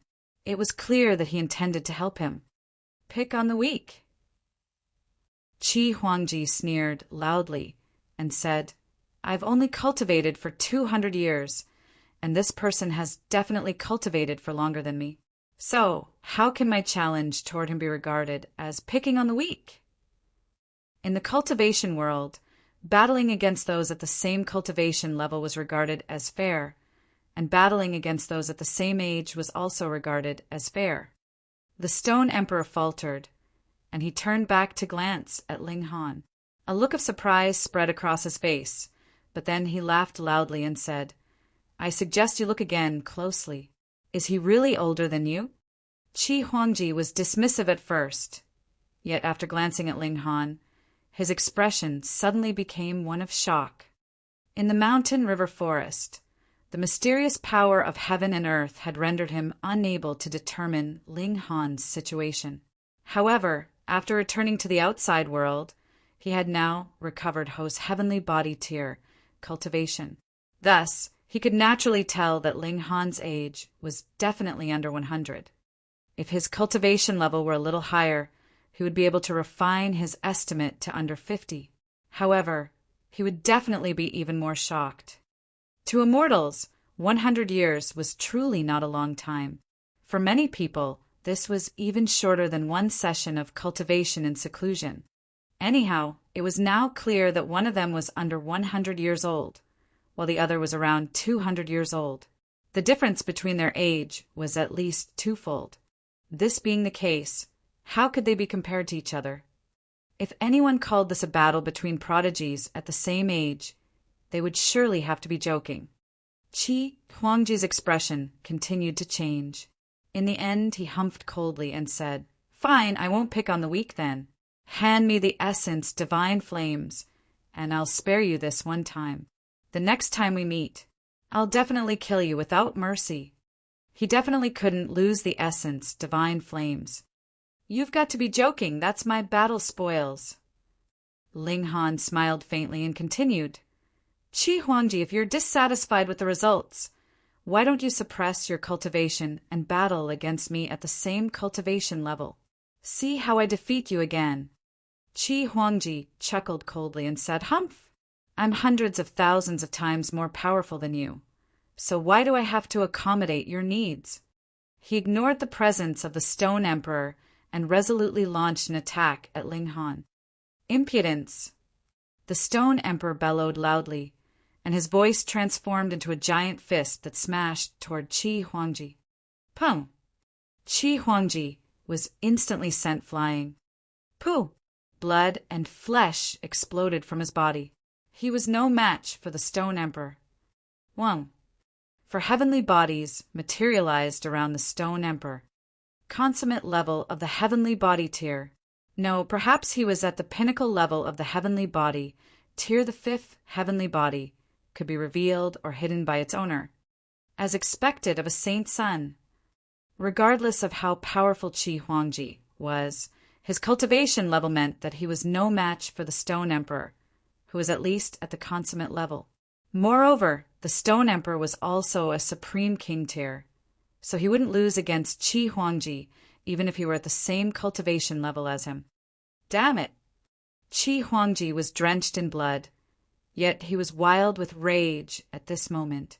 He retrieved his saint tool. Wang. His ancient mirror shuddered slightly, and a small bit of light gathered on its surface. Chapter 1319 Abyss.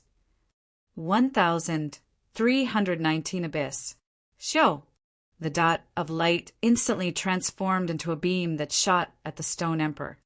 You think only you have a saint tool, the Stone Emperor said in disdain. Boom! His clothes instantly lit up, forming a powerful defense. Pum! The beam of light crashed into the Stone Emperor, yet it was unable to breach his defenses. One had to realize that this robe was knitted from thread that was made from phoenix blood, true gold. This thread had been refined by the Cloudstone Saint, and he had imbued it with his saintly martial intent, raising the saintly material to the peak of its abilities. So, just how powerful was this robe? This was a clash between saint tools, and the Stone Emperor was no weaker than Qi Huangji. In fact, he still had some power to spare. "I've no time to bully you, fuck off," the Stone Emperor chided. They were both at the heavenly body tier, yet he was at the consummate level. They both owned saint tools, yet as a consummate level elite, he could naturally unleash more of its power and might. Although Qi Huangji had almost been invincible in the mountain river forest, he wouldn't necessarily be the strongest prodigy if everyone unleashed their full power. For example, Ling Han had won first place, yet if they battled now, the North Emperor, the Stone Emperor, and Faceless could all suppress him after all. He still hadn't reached the pinnacle level of the Sun-Moon tier yet. Qi Huangji gritted his teeth in anger. He possessed a saint tool that should have been able to kill any heavenly body tier elite, yet he was unable to deal with a melee Sun-Moon tier cultivator at this moment. Rumble. Everyone staggered as they felt a tremor beneath their feet. What's going on? Before they could come to their senses, there was a loud crack, and the earth beneath their feet collapsed with a deafening boom. Everyone fell into the earth. A bottomless abyss had unexpectedly opened up beneath them. This sudden turn of events left everyone flabbergasted. Some heavenly body tier elites tried to fly up, yet they were shocked to discover that the regulations of heaven and earth were far too chaotic in this place. In fact, they could use neither the regulations of the netherworld nor the regulations of the immortal realm. Thus, the heavenly body tier elites could only free fall down the abyss alongside the Sun-Moon tier and Mountain River tier cultivators. Only Eternal River tier elites could manage to hover upward, though there were only very few of them. They all wore solemn expressions. The sudden appearance of this abyss left even them feeling apprehensive. In fact, they were so apprehensive that none of them reached down to grab any of the other cultivators. Otherwise, with their abilities, they should have been capable of rescuing at least 1/10 of the cultivators. Boom! Many people were like furious arrows, shooting down the abyss quicker and quicker under the influence of gravity. What was astonishing was the fact that this abyss was incredibly deep. They had already been free-falling for 100 heartbeats, yet there was still no indication that they were nearing the bottom. All they could hear was the howling wind becoming louder and louder in their ears. At this moment, those who possessed the bloodlines of demonic beasts capable of flight all activated their secret techniques and unfurled their wings. They quickly regained control over their bodies and started to fight against the gravitational pull of the abyss. The heavenly phoenix divine maiden also spread her phoenix wings. However, in order to avoid injuring others by accident, she shrunk the size of her wings to 9 meters in total. She beat her wings and flew toward Ling Han, and then pulled him into her embrace. "I can't fly up," she yelped in astonishment. Ling Han nodded upon hearing this. This abyss possessed a profound suction force. Otherwise, if there were only gravity involved, their speed wouldn't have reached such a level in such a short amount of time. "We'll land at the bottom first," Ling Han said. "This suction force can't remain this powerful forever. We'll fly back up when it weakens." The heavenly phoenix divine maiden nodded in agreement. She flapped her wings and started to soar toward the bottom of the abyss instead. They would see just how deep this abyss ran. After an entire hour of flight, they finally saw signs of the bottom. However, like a carpet of thorns, columns of razor-sharp stones poked out from the ground. Many of those who had reached the bottom before them were impaled on these stone columns, causing their intestines and organs to spill everywhere. It was truly a wretched sight. Fortunately, they were all immortals, so this amount of damage wouldn't be fatal. The wounded cultivators were all trying their best to pull themselves off the stone columns. Whoosh! A burst of wind swept toward a cave that lay before them. It was this wind that had formed the powerful suction force. The heavenly phoenix, divine maiden, retracted her wings. Then both she and Ling Han found a stone column to hold onto so that they could resist the powerful pull of the suction force. Ling Han surveyed the surroundings. This was an underground cave, and it was extremely, extremely large. Meanwhile, another pitch-black cave lay before them, and he couldn't see into its depths even with his incredible eyesight. Whoosh! The burst of wind swept through the surroundings with incredible force. Ah! Someone cried out in astonishment. They had failed to resist the pull of the wind, and they were quickly swept away, disappearing into the depths of the pitch-black cave. After a short while, their screams suddenly ceased, not to be heard again. The darkness in this abyss could swallow even sight, and thus it was simply impossible to see the depths of the cave clearly. What in the world was going on? Pum! A palm-sized object landed on the ground not far from where Ling Han was. This object was surprisingly heavy, and it caused terrifying shock waves to surge into the surroundings. Pung, pung, pung. The stone columns around it were instantly shattered into pieces. Fuck! I almost died from that. A miniature person of 3 inches tall crawled up from the ground. Wasn't this the Stone Emperor? He possessed the bloodline of rock spirits, so he was actually heavier than a mountain, even though he was so small in stature. Thus, he didn't need to activate his origin power at all, as the suction force wasn't able to move him a single bit. This place is quite strange, the North Emperor said as he strode over. He had already activated the saber in his hand. This was a level 15 god tool, the most powerful god tool below the level of saint tools. However, due to his cultivation level, the North Emperor wasn't able to unleash the full might of this saber. Yu Ing, the Cloud Maiden, Yonglin, and the other king tiers all walked over. They were brimming with origin power so they could maintain their balance and resist the wind even if they didn't hold onto the stone columns. Meanwhile, the prodigies of the Netherworld also gathered together on the other side. Right now, neither side trusted each other. The Netherworld believed that this was a trap laid by the Immortal Realm, while the Immortal Realm believed that this was a trap laid by the Netherworld. However, no one knew the truth of the situation. Ah! Screams continued to ring out as more and more people were swept away into the pitch-black cave by the strange wind. Their voices would all vanish after a short moment. Moreover, those who were swept away were all Mountain River tier cultivators. It was evident that they were too weak to resist the power of the strange wind. However, this still astonished Ling Han and the others. They naturally didn't pay much heed to the Mountain River tier cultivators, but they were surprised by the fact that just this wind alone was already so formidable. This being the case, would there be other more astonishing things lying in wait for them? Humph! For Eternal River tier elites walked over. For the Immortal Realm, this was the Wide Travel Monk King and the Wind Rider Divine King. As for the Netherworld, Ling Han wasn't too sure who they were. One looked like a pale-faced scholar, while the other was a wolf-headed brute. They were both incredibly powerful.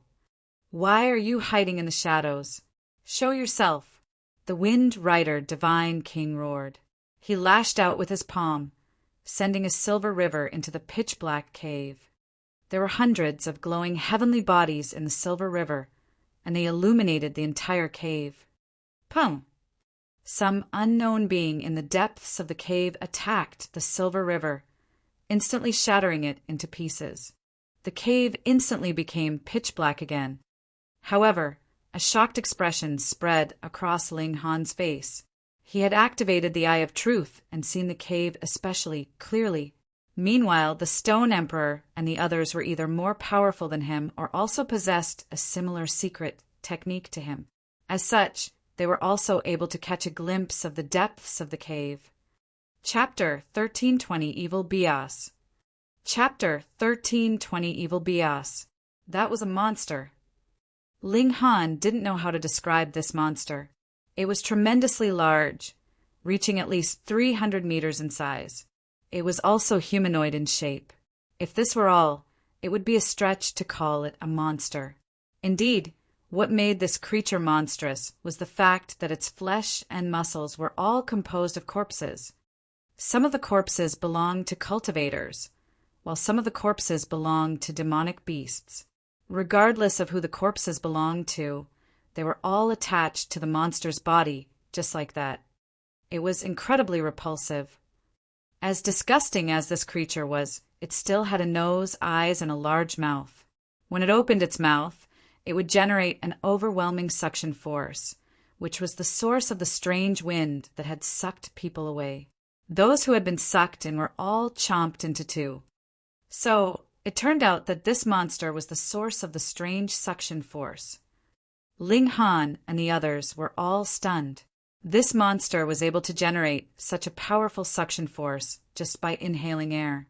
Moreover, it had obliterated the Wind Rider Divine King's attack so casually. Its strength was petrifying. It was definitely at the Eternal River tier. Not only this, but it was also at the high extreme, perhaps even the consummate level. However, there was no way that it was at the Genesis tier. Otherwise, it wouldn't have needed to move to block the Wind Rider Divine King's attack. If it were a Genesis tier saint, just a wisp of its aura would have been enough to suppress an Eternal River tier elite. Anyhow, it was shocking that such a monstrosity lay under the two-realm battlefield. "What kind of evil beast is this?" the Wide Travel Monk King asked. He was a bald monk whose scalp was covered in a dense pattern of divine seals. These seals continued to light up one after another. Countless corpses and blood seeped into the earth and transformed into this evil beast, the pale-faced scholar from the Netherworld guessed. One of his eyes represented Yin, like the moon, and one of his eyes represented Yang, like the sun. They both radiated with an uncanny aura. "That's extremely likely," the Wind Rider Divine King said with a nod. Although there was a long-standing conflict between the two realms, the Eternal River tier elites were still leaning toward cooperation to deal with this unknown beast now. After all, beings from both the Immortal Realm and Netherworld were capable of logic and understanding. However, the evil beast in the dark cave was only capable of slaughter and consumption of flesh and blood. Whoosh! The strange wind swept over again. Surprisingly, the evil beast wasn't infuriated by the Wind Rider Divine King's attack. Instead, it continued to hunt for food. In some way, this evil beast could be regarded as extremely lazy and extremely gluttonous. Impudence. The 4 Eternal River tier elites attacked in unison, all unleashing their silver rivers toward the evil beast in the cave. These were the projections of the Eternal River that they had formed, and they possessed a devastating might that was capable of killing even elites at the early stage of the Eternal River tier. Squeak! An enraged roar echoed from the cave as the 4 silver rivers slashed over. Pung, pung, pung. The ground tremored, and the evil beast finally exited the cave, revealing itself to everyone. It didn't walk out, but crawled out instead. The corpses that hung from its body continued to open and close their mouths, creating strange sounds that sounded like the crying of ghosts. Those who heard it would become pale and feel a strong urge to cover their ears. These eerie sounds pierced straight into one's mind, and it was as if they were going to tear one's brain and soul apart. The color drained from everyone's face. What kind of monster was this? Interesting. A smile appeared on the Stone Emperor's face as his robe started to glow. Meanwhile, the North Emperor shook the saber in his hand lightly, fighting spirit oozing from his body. Ling Han shook his head. Although these 2 individuals were extremely strong, with one owning a level 15 God tool and one owning a saint tool, There was simply no way that their battle prowess could reach the high extreme or consummate level of the eternal river tier. They were definitely no match for the evil beast. Their main hope of defeating this beast still lay with the 4 eternal river tier elites. "Charge!" the wolf-headed brute from the netherworld roared. He dashed toward the evil beast, and there was a cold flash as he unsheathed a large azure saber. As he slashed down, this saber instantly expanded to hundreds of times its original size, transforming into something like a heavenly saber. The evil beast raised a hand to swat the heavenly saber aside. There was a loud crack, and the collision between hand and saber instantly sent devastating shock waves surging into the surroundings. Pung, pung, pung, pung.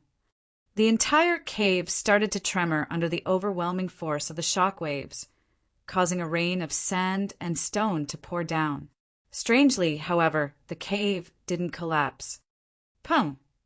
The wolf-headed brute was sent flying back. However, he laughed loudly and said, "It merely possesses the power of a consummate level elite, nothing else. There's nothing to be afraid of." He bellowed loudly and charged at the evil beast again. Whong! A silver river materialized around him and whipped toward the evil beast. The evil beast howled in rage, its incredibly deep voice reverberating throughout the cave. Some mountain river tier cultivators were unable to withstand this, their heads exploding under the powerful pulse of the sound waves. In fact, even some sun-moon tier cultivators wore distressed expressions. Damn it! The wide-travel Monk King, Wind Rider Divine King, and Pale-Faced Scholar hurriedly dashed over to attack the evil beast. It seemed as if this evil beast didn't possess any intelligence, with its sole purpose being to slaughter living beings. As such, the Eternal River Tier elites didn't mind banding together to kill it. With the 4 Eternal River Tier elites working together, what did it matter that the evil beast was extremely strong? It was immediately suppressed. Just like the wolf-headed brute had said, this evil beast only possessed power at the consummate level of the Eternal River Tier, but nothing else. It couldn't wield any regulations. As such, its battle prowess was nowhere near the level of a genuine consummate level elite. Meanwhile, the wide-travel Monk King and the others were all at the high extreme of the Eternal River Tier. Not to mention that they were working together to battle it, they mightn't necessarily lose to the evil beast, even if they battled it one-on-one. Most importantly, this evil beast didn't possess any intelligence. All it knew to do was to charge into battle mindlessly. Thus, there was nothing for them to be afraid of. It wasn't long before they suppressed and killed the evil beast. Shockingly, however, this evil beast was genuinely composed of all kinds of corpses. After dissecting it, it was clear that each of the corpses was extremely ordinary, with the strongest one only at the heavenly body tier. Thus, it was unclear how this evil beast could wield power at the consummate level of the Eternal River Tier. The 4 elites all turned their attention to the depths of the cave. With their vision, they could clearly see that there was another giant space behind where the evil beast had lain. Did this evil beast become like this because of the space behind it? The 4 elites nodded as they exchanged a glance. Although they were from 2 hostile realms, the sudden appearance of this strange land caused them to all be on very high alert. They felt that it was necessary to explore this place. Given that there were potentially common enemies ahead, the elites from the 2 realms decided to cooperate temporarily. You people can return on this warship. The wide-travel Monk King tossed a Buddhist lotus platform into the air. It was a flight tool, and it started to expand once it landed on the ground, eventually growing to 900 meters in radius. It could ship everyone out of this abyss in just a few trips. In reality, without the suction force caused by the evil beast, even mountain river tier cultivators could leave this abyss by scaling its walls. The 4 elites ventured into the depths of the cave. "Guys, should we follow?" the North Emperor asked with a smile. "I don't care whether you guys are going or not. However, I'm definitely going," the Stone Emperor said resolutely. He was a heavenly body tier elite, and he more so possessed a saint tool. Thus, he naturally wasn't afraid. We naturally have to check this place out, Ling Han said with a nod. The king tiers all chose to venture into the cave. Meanwhile, on the side of the netherworld, Qi Huangji also walked over with a dark expression on his face. His eyes occasionally flitted to Ling Han, and it was clear that he was still having thoughts about snatching his essence divine flames back. In any case, most people chose to leave this abyss on the Buddhist lotus that the wide travel monk king had provided. However, there were also some brave individuals who chose to stay, believing that this place might hold some great opportunities. Anyhow, even if the sky collapsed, weren't the 4 Eternal River tier elites here to hold it up for them? Although the Eternal River tier elites were advancing cautiously, they were far too powerful, meaning that their speed was still as quick as lightning compared to the other cultivators. They quickly vanished from everyone's sight. Fortunately, there was only one path here, so the cultivators didn't need to worry about getting lost. After walking for a short while, a vast plain suddenly appeared before them. Chapter 1321 Sand that Excites Even Saints. Chapter 1321 Sand that Excites Even Saints. There was actually a vast plain so deep underground. Such a terrifying aura of death, the North Emperor immediately said.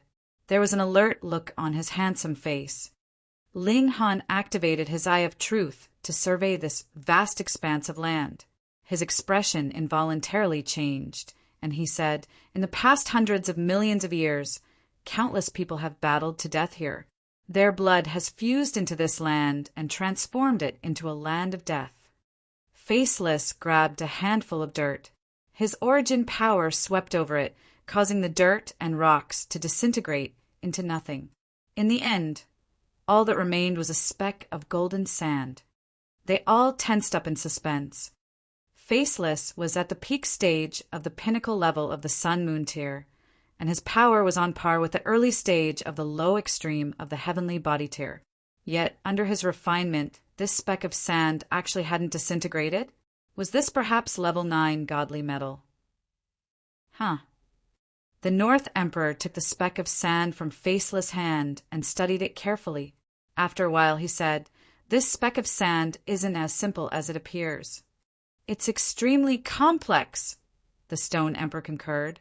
He also grabbed a handful of dirt. However, after refining it, he found no speck of golden sand. He didn't give up, grabbing an even larger handful of dirt to refine. This time, he ended up with 2 specks of golden sand. The others also started to grab handfuls of dirt to refine.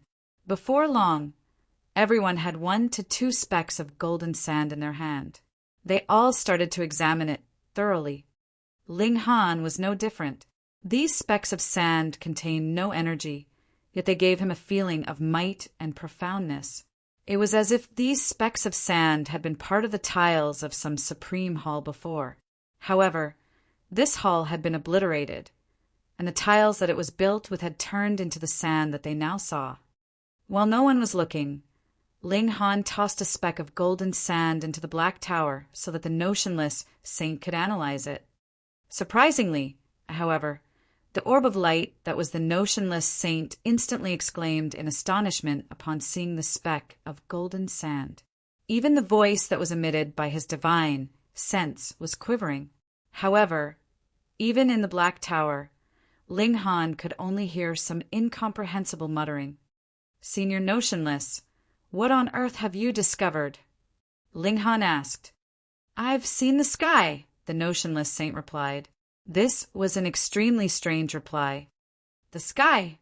Seeing the sky in a speck of sand sounded absurd. At the same time, it also sounded comical. This didn't sound like something that a saint would utter. "Senior, can you explain more clearly?" Ling Han hurriedly said. However, the notionless saint continued his incomprehensible muttering as if he had become mad. Not a single part of him seemed like a saint. Ling Han was completely speechless. However, he knew that these specks of sand were incredible. The fact that they could cause a saint to lose his composure proved that they definitely had an astonishing backstory. Ling Han's interest was piqued. He clenched his hand into a fist and forcefully struck the ground. Pooh! Dirt flew into the air, and everything appeared especially normal. However, Ling Han's brows furrowed into a frown. This was because the damage caused by his strike was far too small. Although the immortal realm was stable, he had already reached the peak stage of the Sun-Moon tier. Thus, the force of his strike should have been able to crush mountains and sever rivers. Yet he had only managed to create a small crater that measured 9 meters in diameter. Pung, pung, pung. He threw 17 punches in quick succession. At the same time, he released his divine sense to survey what is happening beneath the surface of the land. He discovered that the damage caused by his strikes was so small because most of the force of his strikes had been absorbed by some peculiar substance in the earth. It's definitely the golden sand. The others also discovered this strange phenomenon, and they all started to conduct their own tests. It wasn't long before looks of surprise appeared on their faces. This golden sand was extraordinary. What kind of place is this? Many other cultivators arrived at this moment, and they all exclaimed in astonishment. This place was far too large. Brat, hurry up and collect this sand. The more, the better. The notionless saint muttered from the black tower. His voice was quivering with excitement. Senior, what on earth is this? Ling Han asked. I don't know. However, I can say with certainty that if I had enough of the sand before, I could have reached the medium extreme, no, high extreme, or even consummate level of the Genesis tier. The notionless saint said in excitement, although he was only an orb of light at this moment. This orb of light was flashing brilliantly as if his expression were changing. Ling Han was astonished upon hearing this, and he immediately bent down to dig up more of the dirt. He didn't refine this dirt, instead tossing it all into the black tower. There was enough space in the black tower anyway, so doing this wasn't a problem. Seeing him do this, it was as if the others had received inspiration, and they all started to collect as much of the dirt as they could. They were prodigies and king tiers of the younger generation, yet right now, they were all bending down and playing with dirt. If word of this got out, people would definitely laugh themselves to death. However, regardless of whether it was Qi Huangji, Faceless, Yuing, the Cloud Maiden, the North Emperor, or Stone Emperor, everyone was digging up dirt with glee at this moment. Some cultivators had only just arrived, so they were absolutely clueless as to what was happening. However, upon seeing that everyone was collecting dirt, they naturally started to follow suit and collect dirt as well. This was a clear example of herd mentality. Theoretically speaking, prodigies should have been very opinionated individuals. However, what was the current situation? Even the 9 king tiers were collecting dirt, so this dirt was definitely some valuable treasure. All of a sudden, this place became like a bustling farm where everyone was fervently harvesting dirt. After a short while, many people stopped collecting the dirt. This wasn't because they didn't want to collect anymore, but because their spatial spirit tools had already been filled to the brim. They simply couldn't collect any more dirt. There was nothing they could do about this, so they started to refine the dirt as they collected it. Anyhow, no matter how large a clump of dirt, as it would only produce a few specks of golden sand after they refined it. As such, they wouldn't need to worry about their spatial spirit tools not being large enough. Ling Han quickly discovered that it would be impossible to collect all the golden sand in the place. This was because there was far too much dirt here. Not only was this plain vast, but it was also incredibly deep. It would be impossible to refine all this dirt. That being the case, he decided to stop collecting dirt for the moment.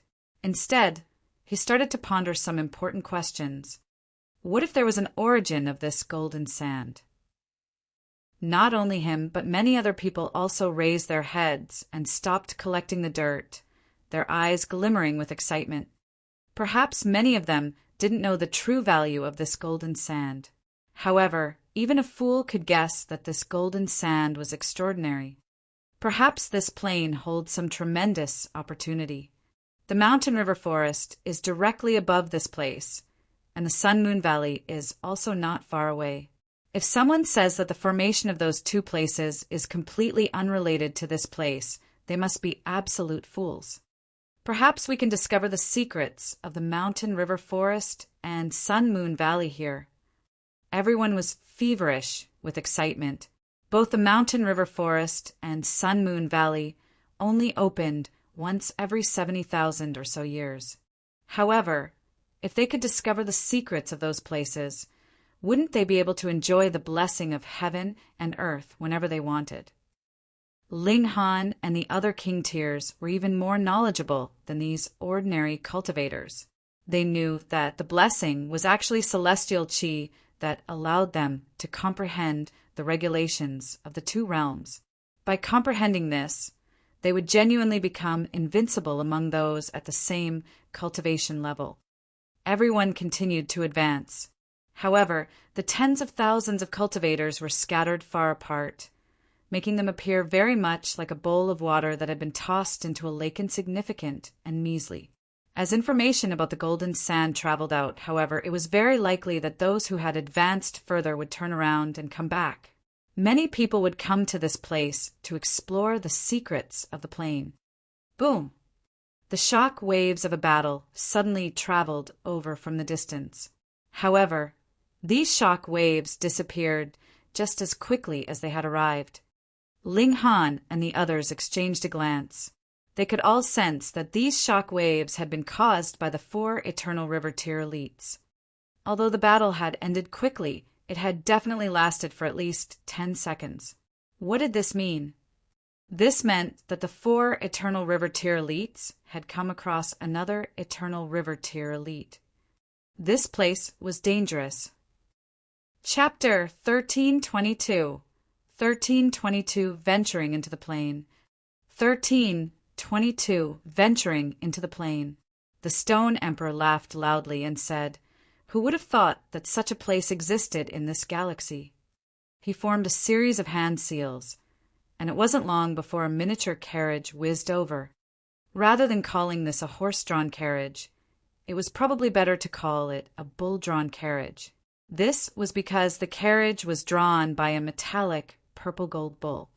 This was none other than the Stone Emperor's extravagant carriage. Both the animal drawing it and the carriage itself were forged from a piece of saintly material. It was so profligate that it could barely be described by words. "Guys, there's no time to waste. Let's hop on the carriage first." The Stone Emperor was the first to hop onto the carriage, and his body shrunk back to its original of 3 inches tall as he did so. "Can't you expand the size of the carriage?" the North Emperor asked unhappily. "This is saintly material, so there's no way for me to control it," the Stone Emperor said with a shrug of his shoulders. "Are you guys getting on or not?" The others exchanged a glance before all jumping toward the carriage, their bodies shrinking in size as they did so. If they didn't shrink in size, there was no way they could fit into the carriage. Instead, they would end up standing on top of the carriage. Standing on top of a Saint Tool? No. Standing on top of 2 Saint Tools? Wasn't that seeking death? Moreover, that purple gold bull had already developed a bit of intelligence. Once it truly developed awareness, it would become a saint. Who dared to stand on top of it? Fortunately, it was simple for immortals to shrink down in size. Everyone shrunk to the height of 3 inches before hopping into the carriage. In fact, this was probably a chariot and not a carriage, as it had no roof. The exterior of this chariot was decorated with carvings of formations that exuded an ancient and profound aura. There weren't many people in the chariot with Ling Han, the Heavenly Phoenix Divine Maiden, Faceless, Yonglin, Yu Ing, the Cloud Maiden, and Zuoquan, the only people apart from the Stone Emperor and the North Emperor.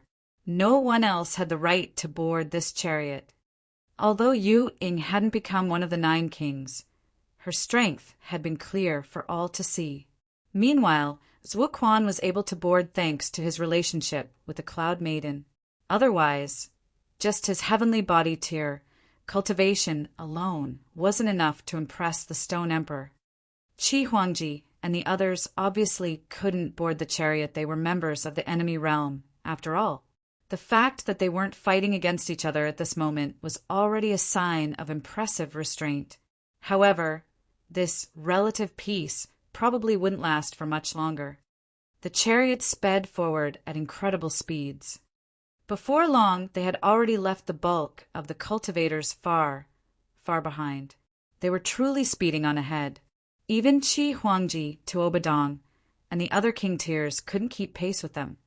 However, after advancing for half a day, they were still stuck in this barren plain.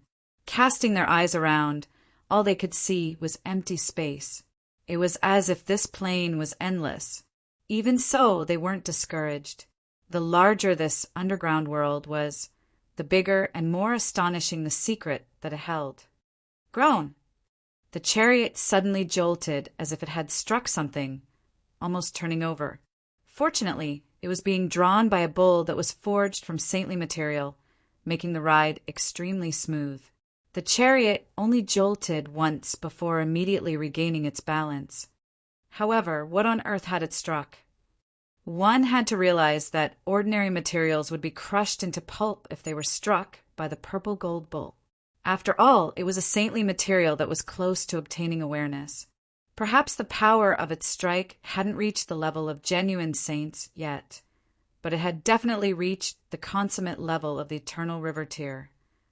The Stone Emperor stopped the carriage, and everyone hopped off to check out what they had hit.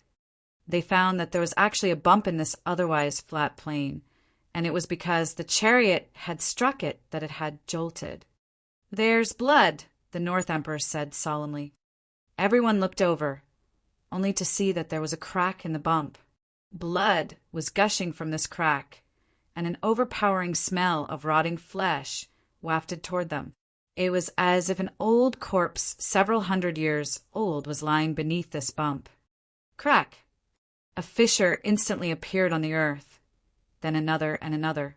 A web of fissures cracked open, and the earth started to tremor lightly. Pum! A large hand suddenly reached up from the earth. Like the evil beast from before, this hand was composed of numerous corpses. On the arm, there was a corpse whose stomach was sliced open and dripping with viscous black blood. It exuded a revolting smell. This arm pressed down on the earth such that the beast could pull its entire body from the earth. A revolting evil beast instantly appeared before Ling Han and the others. Like the evil beast that had been killed by the 4 Eternal River tier elites, this evil beast was also at the Eternal River tier. Although it was an evil beast, the aura that radiated from it was still tremendously powerful. It was as if this evil beast were a paragon of evil. This evil beast naturally saw the chariot and the cultivators, and it instantly drew a deep breath. A ferocious wind immediately lashed the surroundings, forming an overwhelmingly powerful suction force. Fortunately, it had inhaled and not exhaled. Otherwise, if this evil beast had spat its revolting breath at them, they probably would have fainted right there and then. Ferocious winds whipped through the surroundings, yet the people on the chariot remained firm and unmoving. This chariot wasn't any normal chariot, but one that had been forged from 2 saintly materials. As such, how could it be moved by an Eternal River tier elite? Charge! The Stone Emperor roared with a humph. He reached over and slapped the side of the chariot. The formations on the chariot's exterior instantly lit up, intertwining to form a dazzling halo of light. At the same time, the purple gold bull opened its mouth. Pooh! A streak of purple light shot out from its mouth toward the evil beast. This streak of light was astonishingly quick, striking the evil beast's chest and tearing open a gaping hole in it. However, the evil beast wasn't severely wounded because of this. Instead, it howled in anger and swatted its giant palm at the chariot. Whoa! Its giant palm arrived before them. Yet a sheet of light suddenly burst from the chariot and blocked its strike. Meanwhile, the people in the chariot could clearly see that the giant palm of the evil beast was composed of 17 corpses. Some of the corpses were missing a head, while some of the corpses were missing limbs. There were also some that had viscous, red blood flowing over their bodies. This was truly a repulsive and stomach-churning sight. If it weren't for the chariot, perhaps everyone here would have been sent flying by the strike. However, this chariot provided them with extremely sturdy protection. Meanwhile, the purple gold bull spat several more beams of light, dealing significant damage to the evil beast. However, the more wounded the evil beast became, the more violent and furious it grew. It was wild with rage as it launched a flurry of relentless attacks at the chariot. This evil beast had no intelligence, so it received more and more wounds from the attacks of the purple gold bull. However, it still continued to attack, showing no signs of wanting to retreat. Although it seemed like the 4 Eternal River Tier elites had disposed of the other evil beast very quickly, this was because the Wide Travel Monk King and the others were unfathomably powerful. Although this chariot was also extraordinary, its charioteer was only a heavenly body tier elite. Thus, the power that it could unleash was severely limited. Anyhow, the evil beast received more and more wounds, which it eventually succumbed to. It was blasted apart, transforming back into a field of broken corpses. Only now was it finally destroyed. The Stone Emperor hurriedly steered the chariot away from this place. The smell of the rotting flesh was simply unbearable. They continued to advance, coming across several more evil beasts. Some were more powerful than others, with the strongest being at the Eternal River Tier, and the weakest being at the Sun-Moon Tier. The Sun-Moon Tier evil beast was only composed of a dozen or so corpses. Moreover, it wasn't in a humanoid form, instead looking like a slightly larger boulder made of flesh. After advancing like this for a day or so, a sheet-thick mist suddenly appeared before them. They couldn't see through this mist no matter how powerful their vision was. The Stone Emperor stopped the chariot. Right now, everyone was wearing a hesitant expression. Should they continue forward? This place was extremely uncanny, and perhaps there would be fatal dangers if they continued forward. As long as we don't come across living Genesis tier saints, this chariot can block anything, the Stone Emperor guaranteed. They all exchanged a glance before nodding slowly. Advance. Chapter 1323. 1323, who am I? 1323, who am I?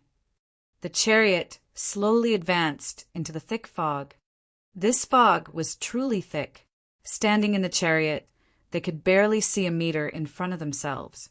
Moreover, if it weren't for the defensive barrier around the chariot stopping the fog from seeping in, perhaps it would be difficult for them to see each other as well. Ling Han reached over to grab the heavenly phoenix, Divine Maiden's hand. If something terrifying were to appear here, he would immediately place his wife into the Black Tower. As for the others, that would depend on the situation. After all, they had only gathered together because they appreciated each other's talent. There wasn't any strong bond or friendship between them. The chariot continued to advance, issuing a loud rumbling as it did. This was the might of saintly material. Ling Han gazed forward. However, regardless of how wide he opened his eyes, the scene before him was still a picture of swirling fog. Even the eye of truth couldn't penetrate it. It was as if this fog were eternal. However, after a short while, the fog before them suddenly vanished, revealing a courtyard. Within this courtyard was a youth who was practicing sword techniques. He only looked 13 or 14, yet the aura that radiated from him was clearly at the Mountain River Tier. This was astounding. He was so young, yet he had already reached the Mountain River Tier. Wait, no. Ling Han hurriedly shook his head. He had clearly been in a chariot charging through a thick fog. So how had a courtyard suddenly appeared before him? How had a youth suddenly appeared before him? Where are the heavenly phoenix, Divine Maiden, and the others? Ling Han hurriedly looked around. However, where was the chariot? Where were the heavenly phoenix, Divine Maiden, the Stone Emperor, and the others. They were nowhere to be seen. As he frantically looked around, the youth stopped practicing his sword techniques. He then also started to gaze around at his surroundings. His actions were identical to Ling Han's. Could it be that he was that youth? Ling Han raised his hand, and the youth also raised his hand. There was a dazed look on the youth's face. Has my divine sense left my body? Ling Han shuddered, and he was suddenly tugged toward the youth by a powerful force.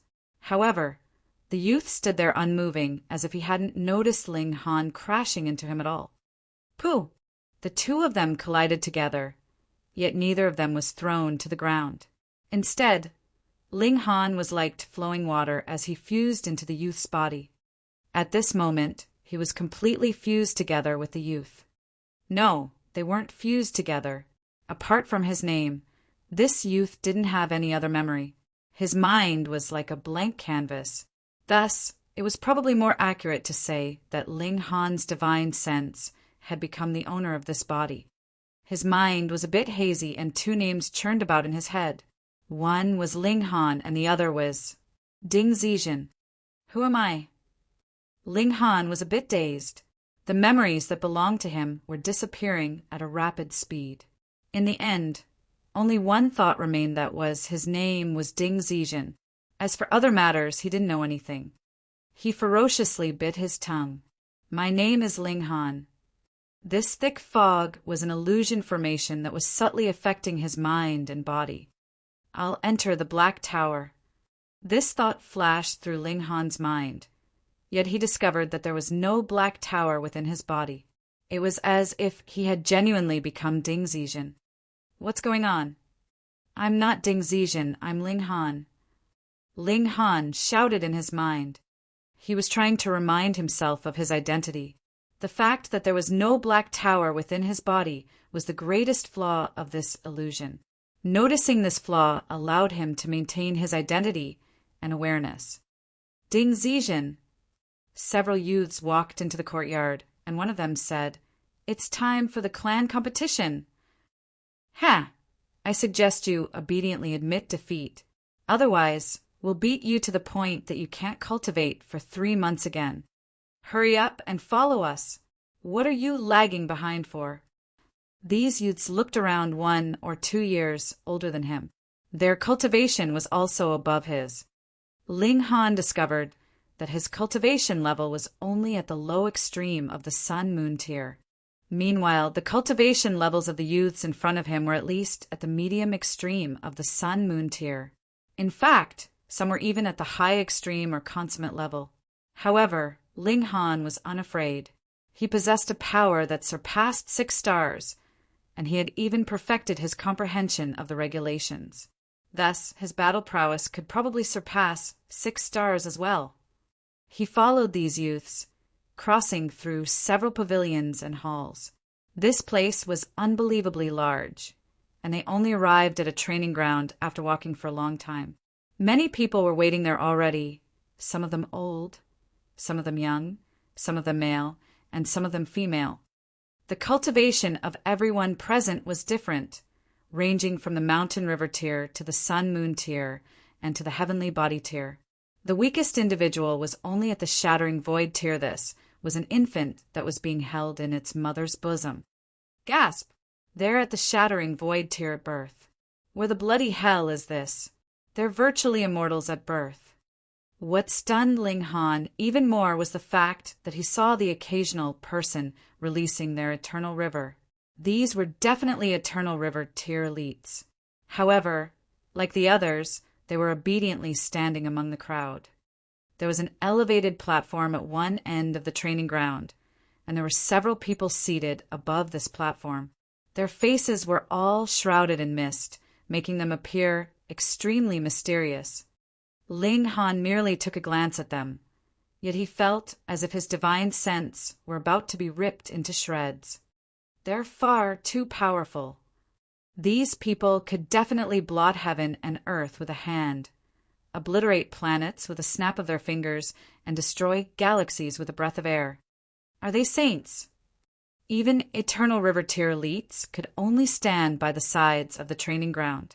Thus, the status of the people seated on the platform was definitely far above that of Eternal River Tier elites. If they weren't saints, what else could they be? In any case, saints were still divided into 4 categories. The people on the platform definitely weren't small saints. Perhaps they were great saints, or perhaps they were saint kings. Let the Ding clan's end-of-year competition begin. Following this loud announcement, pairs of cultivators entered the training ground and started to fight. The youngest cultivator was only 10 years old. Surprisingly, however, he was at the low extreme of the mountain river tier.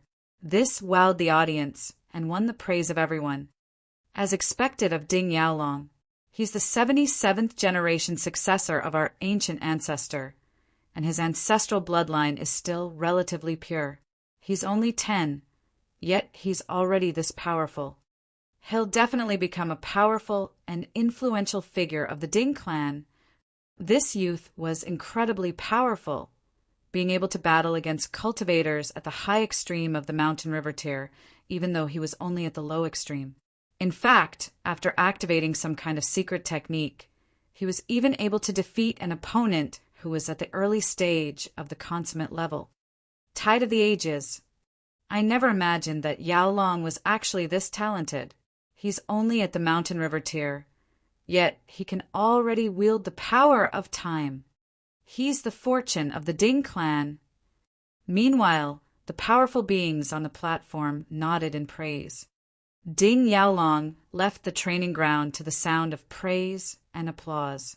After several more rotations of battle, it was finally Ling Han's turn to fight Ding Zixian's turn, to be more precise. His opponent was also at the low extreme, though his cultivation level was slightly higher than his. He was at the middle stage, while Ling Han was only at the early stage. Moreover, he was one of the youths who had gone to call him just then. "Obediently admit defeat," the youth commanded as he attacked Ling Han.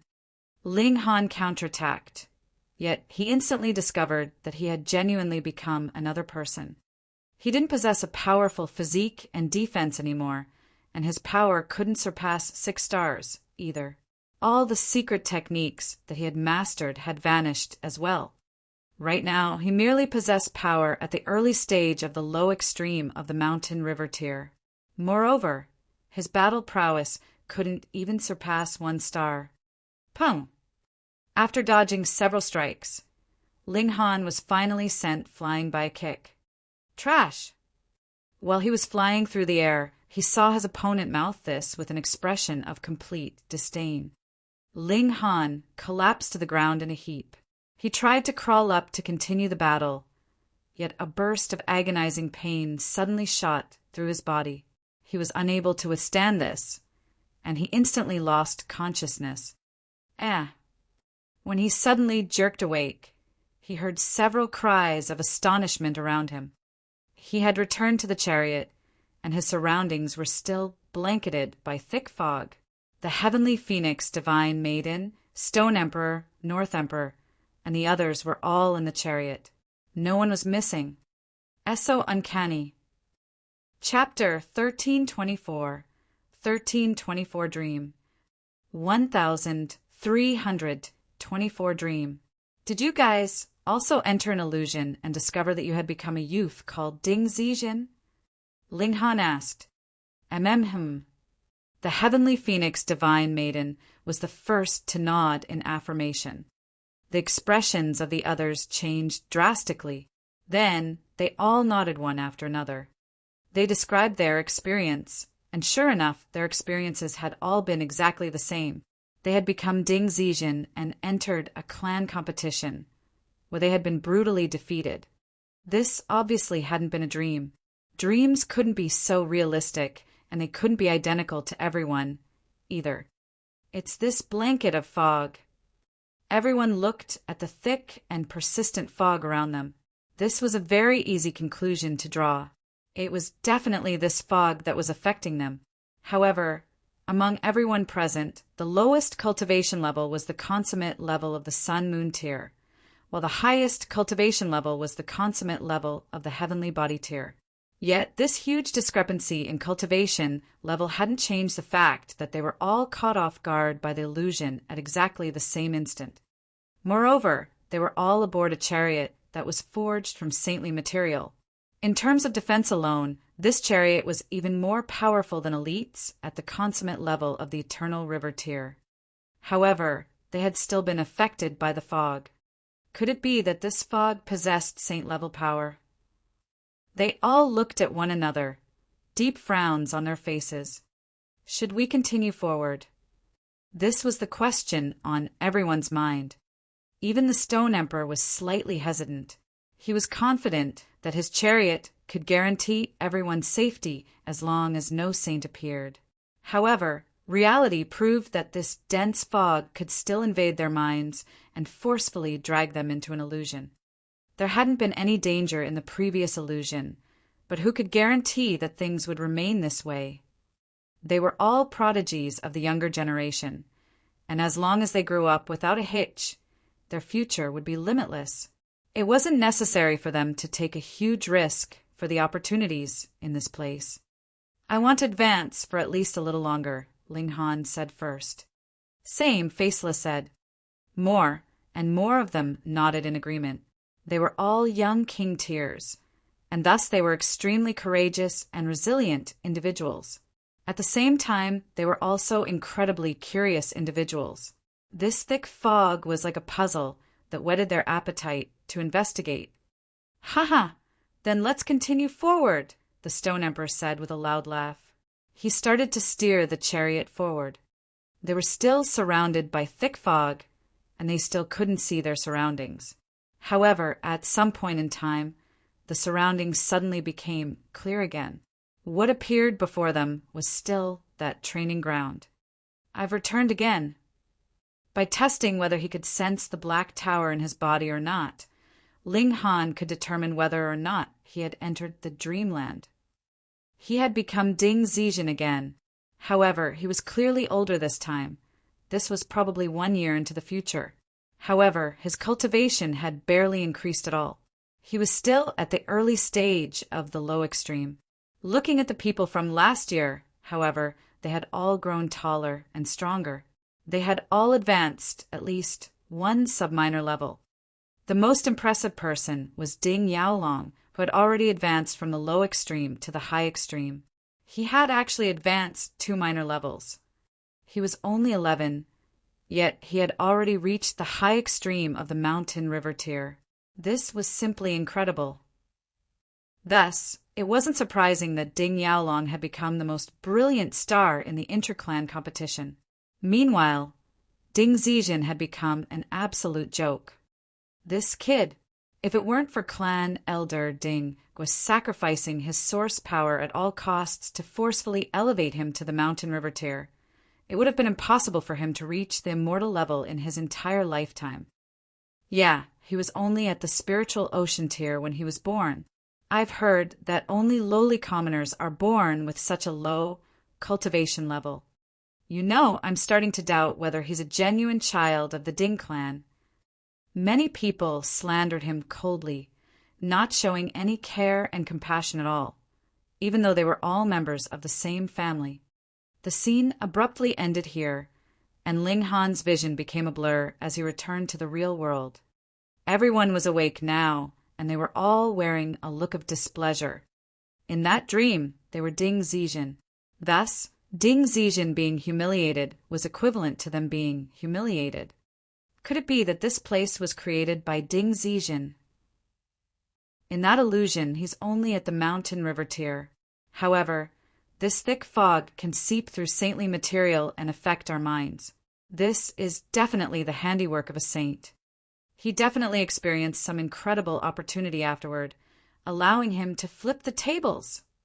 The prodigies started to discuss their thoughts. Ling Han pondered for a moment before saying, "Did you guys take note of Ding Yaolong? Only 1 year passed, yet he advanced 2 entire minor levels." Everyone nodded in response. They were all prodigies of the younger generation, so their talent was naturally top-notch. However, How long would it take for them to advance one minor level? Even in the mountain river tier, this would take them at least several decades. Those who possessed essence divine, flames like Qi Huangji, were outliers. As for people like Ling Han who possessed a reincarnation tree, that was even more freakish. The reincarnation tree would be a precious treasure even in the celestial realm. What on earth is this clan? The prodigies were all stunned. Not only had Ding Yaolong's cultivation advanced in leaps and bounds, but the cultivation level of the other people in the illusion had also advanced at an astonishing speed. A thought suddenly flashed through Ling Han's mind. Perhaps Ding Zijin is from the celestial realm? If this were the case, it would be understandable why the cultivation speed of the children in this clan was so fast. After all, they were using celestial techniques. In any case, Hunyo had advanced to the Genesis tier in only 5 years. Calling this astonishing would be an understatement. Let's continue forward. At this moment, everyone's interest was piqued. They all wanted to make sense of the situation. The chariot continued forward, and they were stealthily dragged into the illusion again. It was impossible for them to avoid this illusion. Another year had passed in the illusion, and it was time for the inter-clan competition again. However, Ding Zijin was still only at the early stage of the low extreme of the mountain river tier. In fact, such a situation would be standard in the immortal realm. Generally speaking, advancing one sub-minor level in the mountain river tier would take several hundred years.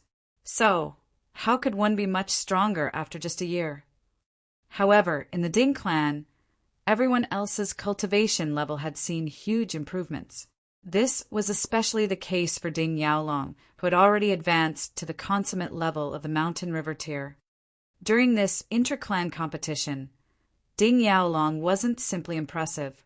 Rather, he was able to place 10. He was the only mountain river tier cultivator in the top 10. Moreover, he had even defeated an opponent who was at the late stage of the low extreme of the sun-moon tier. Ling Han knew that Ding Yaolong had definitely reached the pinnacle level of the mountain river tier. Moreover, he had reached the peak stage of the pinnacle level.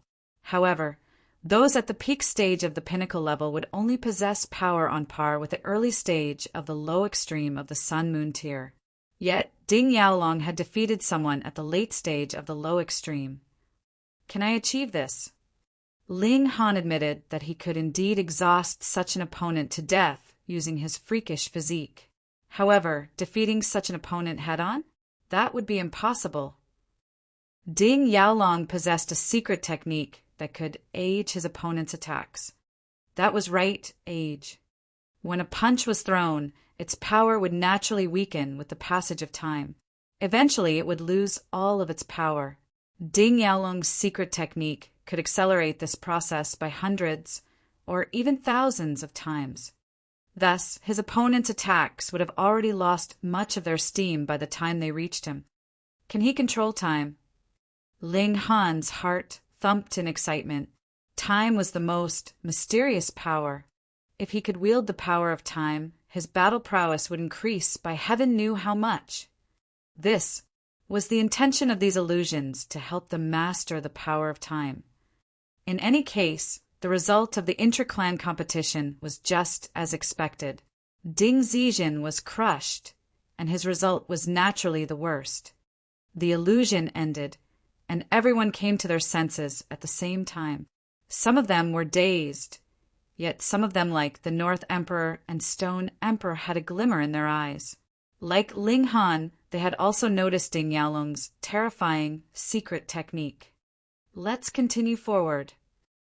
Chapter 1325. 1325, Severing Mundane Tier.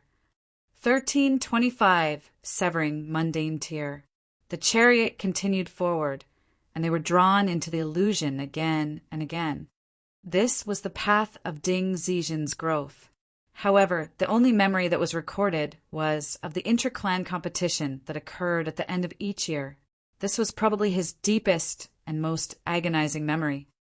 Ding Yaolong was still as brilliant as always, quickly advancing to the sun-moon tier and placing higher and higher in the interclan competition. Ding Zijin was still the weakest, and he was still scorned and ridiculed by his fellow clan members. It was as if he would never grow stronger. Several years passed, and when Ding Yaolong reached the age of 16 years old, he stopped participating in the interclan competition. This was because he had already advanced to the heavenly body tier. The Ding clan had a rule whereby those who had reached the heavenly body tier couldn't participate in this kind of competition any longer. However, he was still a dazzling prodigy who was liked and admired by numerous young women. One of these women was Ding Zijin's secret crush. Ding Yaolong was extremely licentious, and he wouldn't reject any beauty that came running into his arms. It wasn't long before he got many women pregnant. However, he didn't plan to wed any of these women. He was the superstar of the Ding clan, so he had to marry someone who could match his status. As for the women in his clan, he was merely toying with them. The young woman who Ding Zijin liked also became pregnant. However, after being rejected by Di Yaolong, she chose to take her own life. This infuriated Ding Zijin, and he stormed off to seek a battle with Ding Yaolong. However, he was beaten black and blue by Ding Yaolong's followers before he could even meet him. In fact, he was almost beaten to death. Only after being bedridden for 6 entire months was he finally able to recover from his severe wounds. Once he recovered, he immediately left the Ding clan to travel around the world. He knew that if he stayed in the clan, he would never be able to surpass Di Yaolong. Thousands of years passed, and then tens of thousands of years. However, Ding Zijin was still a weakling. His cultivation had merely risen from the early stage of the low extreme to the middle stage. Moreover, he was already transitioning from a young adult to a middle-aged man. Yet, the lifespan of cultivators at the low extreme was only 100,000 years. Right at this moment, however, Ding Zijin's luck finally came. While exploring an ancient site with a group of people, the extreme dangers ended up killing everyone but him. However, it was also at this moment that he finally obtained a divine pill. After ingesting this pill, he not only lengthened his lifespan, but even elevated his physique and talent. This was a comprehensive transformation.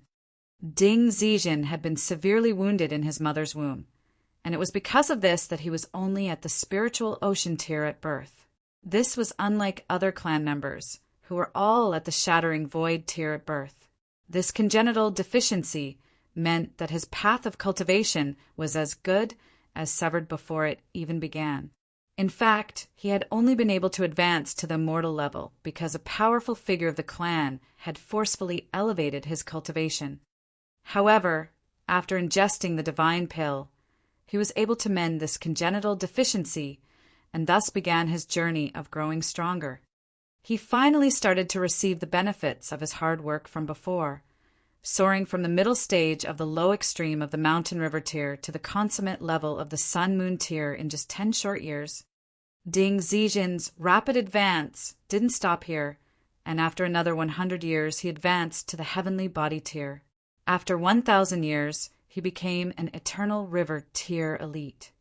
After reaching this level, Ding Zijin could finally be regarded as a prodigy, even when accounting for the tens of thousands of years that had gone to waste. In fact, he could be regarded as a supreme prodigy. Only 50,000 years had passed, yet he had already become an eternal river tier elite. However, this wasn't the most astonishing part of his story. After another 10,000 years, he advanced to become a Genesis tier saint. Gask. When the Stone Emperor and the others woke from the illusion, they all wore expressions of pure shock. In the illusion, Ding Zijin had left his clan very early on. Thus, they had no idea what level the supreme genius Ding Yaolong had reached. However, becoming a saint in just 60,000 years, this was simply unparalleled. My father is transformed from a heavenly cloud stone that obtained awareness and the ability to cultivate. However, he only developed intelligence after being nurtured by heaven and earth for almost 10 billion years. Afterward, he cultivated for almost 200 million years before finally managing to reach the Genesis tier. The Stone Emperor said with a serious expression. My master reached the Genesis tier after cultivating for 300 million years, the North Emperor said. With these two figures as comparison, it was starkly clear that Ding Zijin was an absolute freak. Could it be that a saint appeared in this galaxy in the past, and they were laid to rest here after death? Or perhaps he set up some formation here, thereby giving rise to the mountain river forest and sun-moon valley? It was with these feelings of curiosity and eager anticipation that they continued forward and re-entered the illusion. After becoming a Saint King, Ding Zijin returned to the Ding clan to challenge Ding Yaolong again. This time he wasn't someone who could be beaten to the brink of death by Ding Yaolong's followers. He was finally able to battle against Ding Yaolong. The two of them exchanged ferocious blows, each unleashing their powerful techniques and strikes. However, once Ding Yaolong unleashed his secret technique, Tide of the Ages, Ding Zijin was instantly forced onto his back foot. Although he also possessed powerful secret techniques, he was still eroded by the Tide of the Ages, losing at least hundreds of millions of years of his lifespan. Ding Zijin was indeed powerful, yet Ding Yaolong was the true king tier. However, even though Ding Zijin had suffered a resounding defeat, he was finally able to win the attention of the clan. He received priority nurturing from the clan, and was also set up to marry a woman from an extremely powerful clan that was on par with the Ding clan. Moreover, his fiancée was also a prodigy. The two clans decided to hold the wedding when Ding Zijin managed to advance to the next major tier. The prodigies exchanged stunned looks when they woke up from the illusion. They were so shocked that they were unable to speak. Ding Zijin is already a Saint King. How can he advance any further? However, Ling Han was certain that the Ding clan was a force in the celestial realm. Thus, it was only natural that they would have elites above the Genesis tier. Anyhow, the realization that they were in the celestial realm also made it easier to swallow the fact that they were born at the Shattering Void tier and could advance one immortal realm cultivation level every few years. After all, Hunyo's achievement was even more astonishing.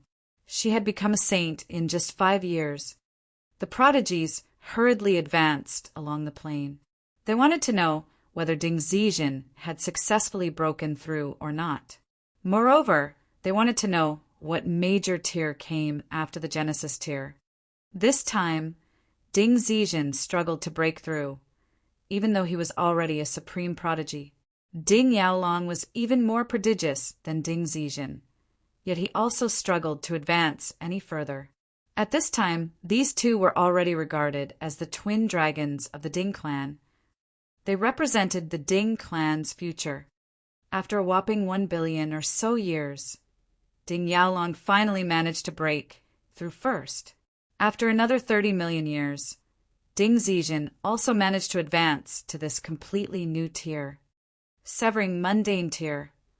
They learned this from the delighted cheers of the members of the Ding clan. In a span of just 30 million years, the Ding clan had seen the birth of 2 severing mundane tier ancestors. This elevated the Ding clan's power and influence significantly. The severing mundane tier was broken up into 4 minor levels: the low extreme, the medium extreme, the high extreme, and the consummate level. This was identical to the previous major tiers. According to hearsay, one would need to sever their mundane carnal feelings a total of 4 times. After successfully completing this, one would gain the ability to accumulate and wield celestial chi. They would also enjoy the lifespan of heaven and earth, aging with the age of the universe.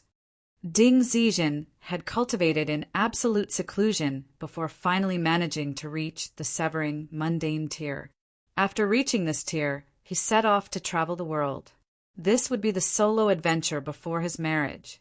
Afterward, he would have to guard his clan and shoulder the responsibility of a grand elder. While adventuring, however, he came across a woman by chance, both of them falling in love at first sight. However, Ding Zijian's fiancée was famous for her domineering nature, so Ding Zijian didn't dare to take this woman back to the Ding clan. Instead, they decided to live together. 30,000 years passed, and Ding Zijian never ended up returning to the Ding clan. Instead, he chose to hide his identity and retreat to a home in the mountains with the woman that he loved, enjoying a life of peace and tranquility. Another 40,000 years passed, and he had a daughter with his wife. They named her Dingling. At this moment, however, his fiancée finally found him. She discovered that he had betrayed their engagement and married another woman, even having a daughter with her. She was naturally enraged, and she personally killed Ding Zijian's wife and daughter while he was away one day. Everyone woke from the illusion again, their faces stained with tears. These tears hadn't been shed because of their emotions, but because of the effect that Ding Zijian's illusion had on them. They couldn't help but feel an agonizing sorrow. It was as if their hearts were about to be torn into shreds.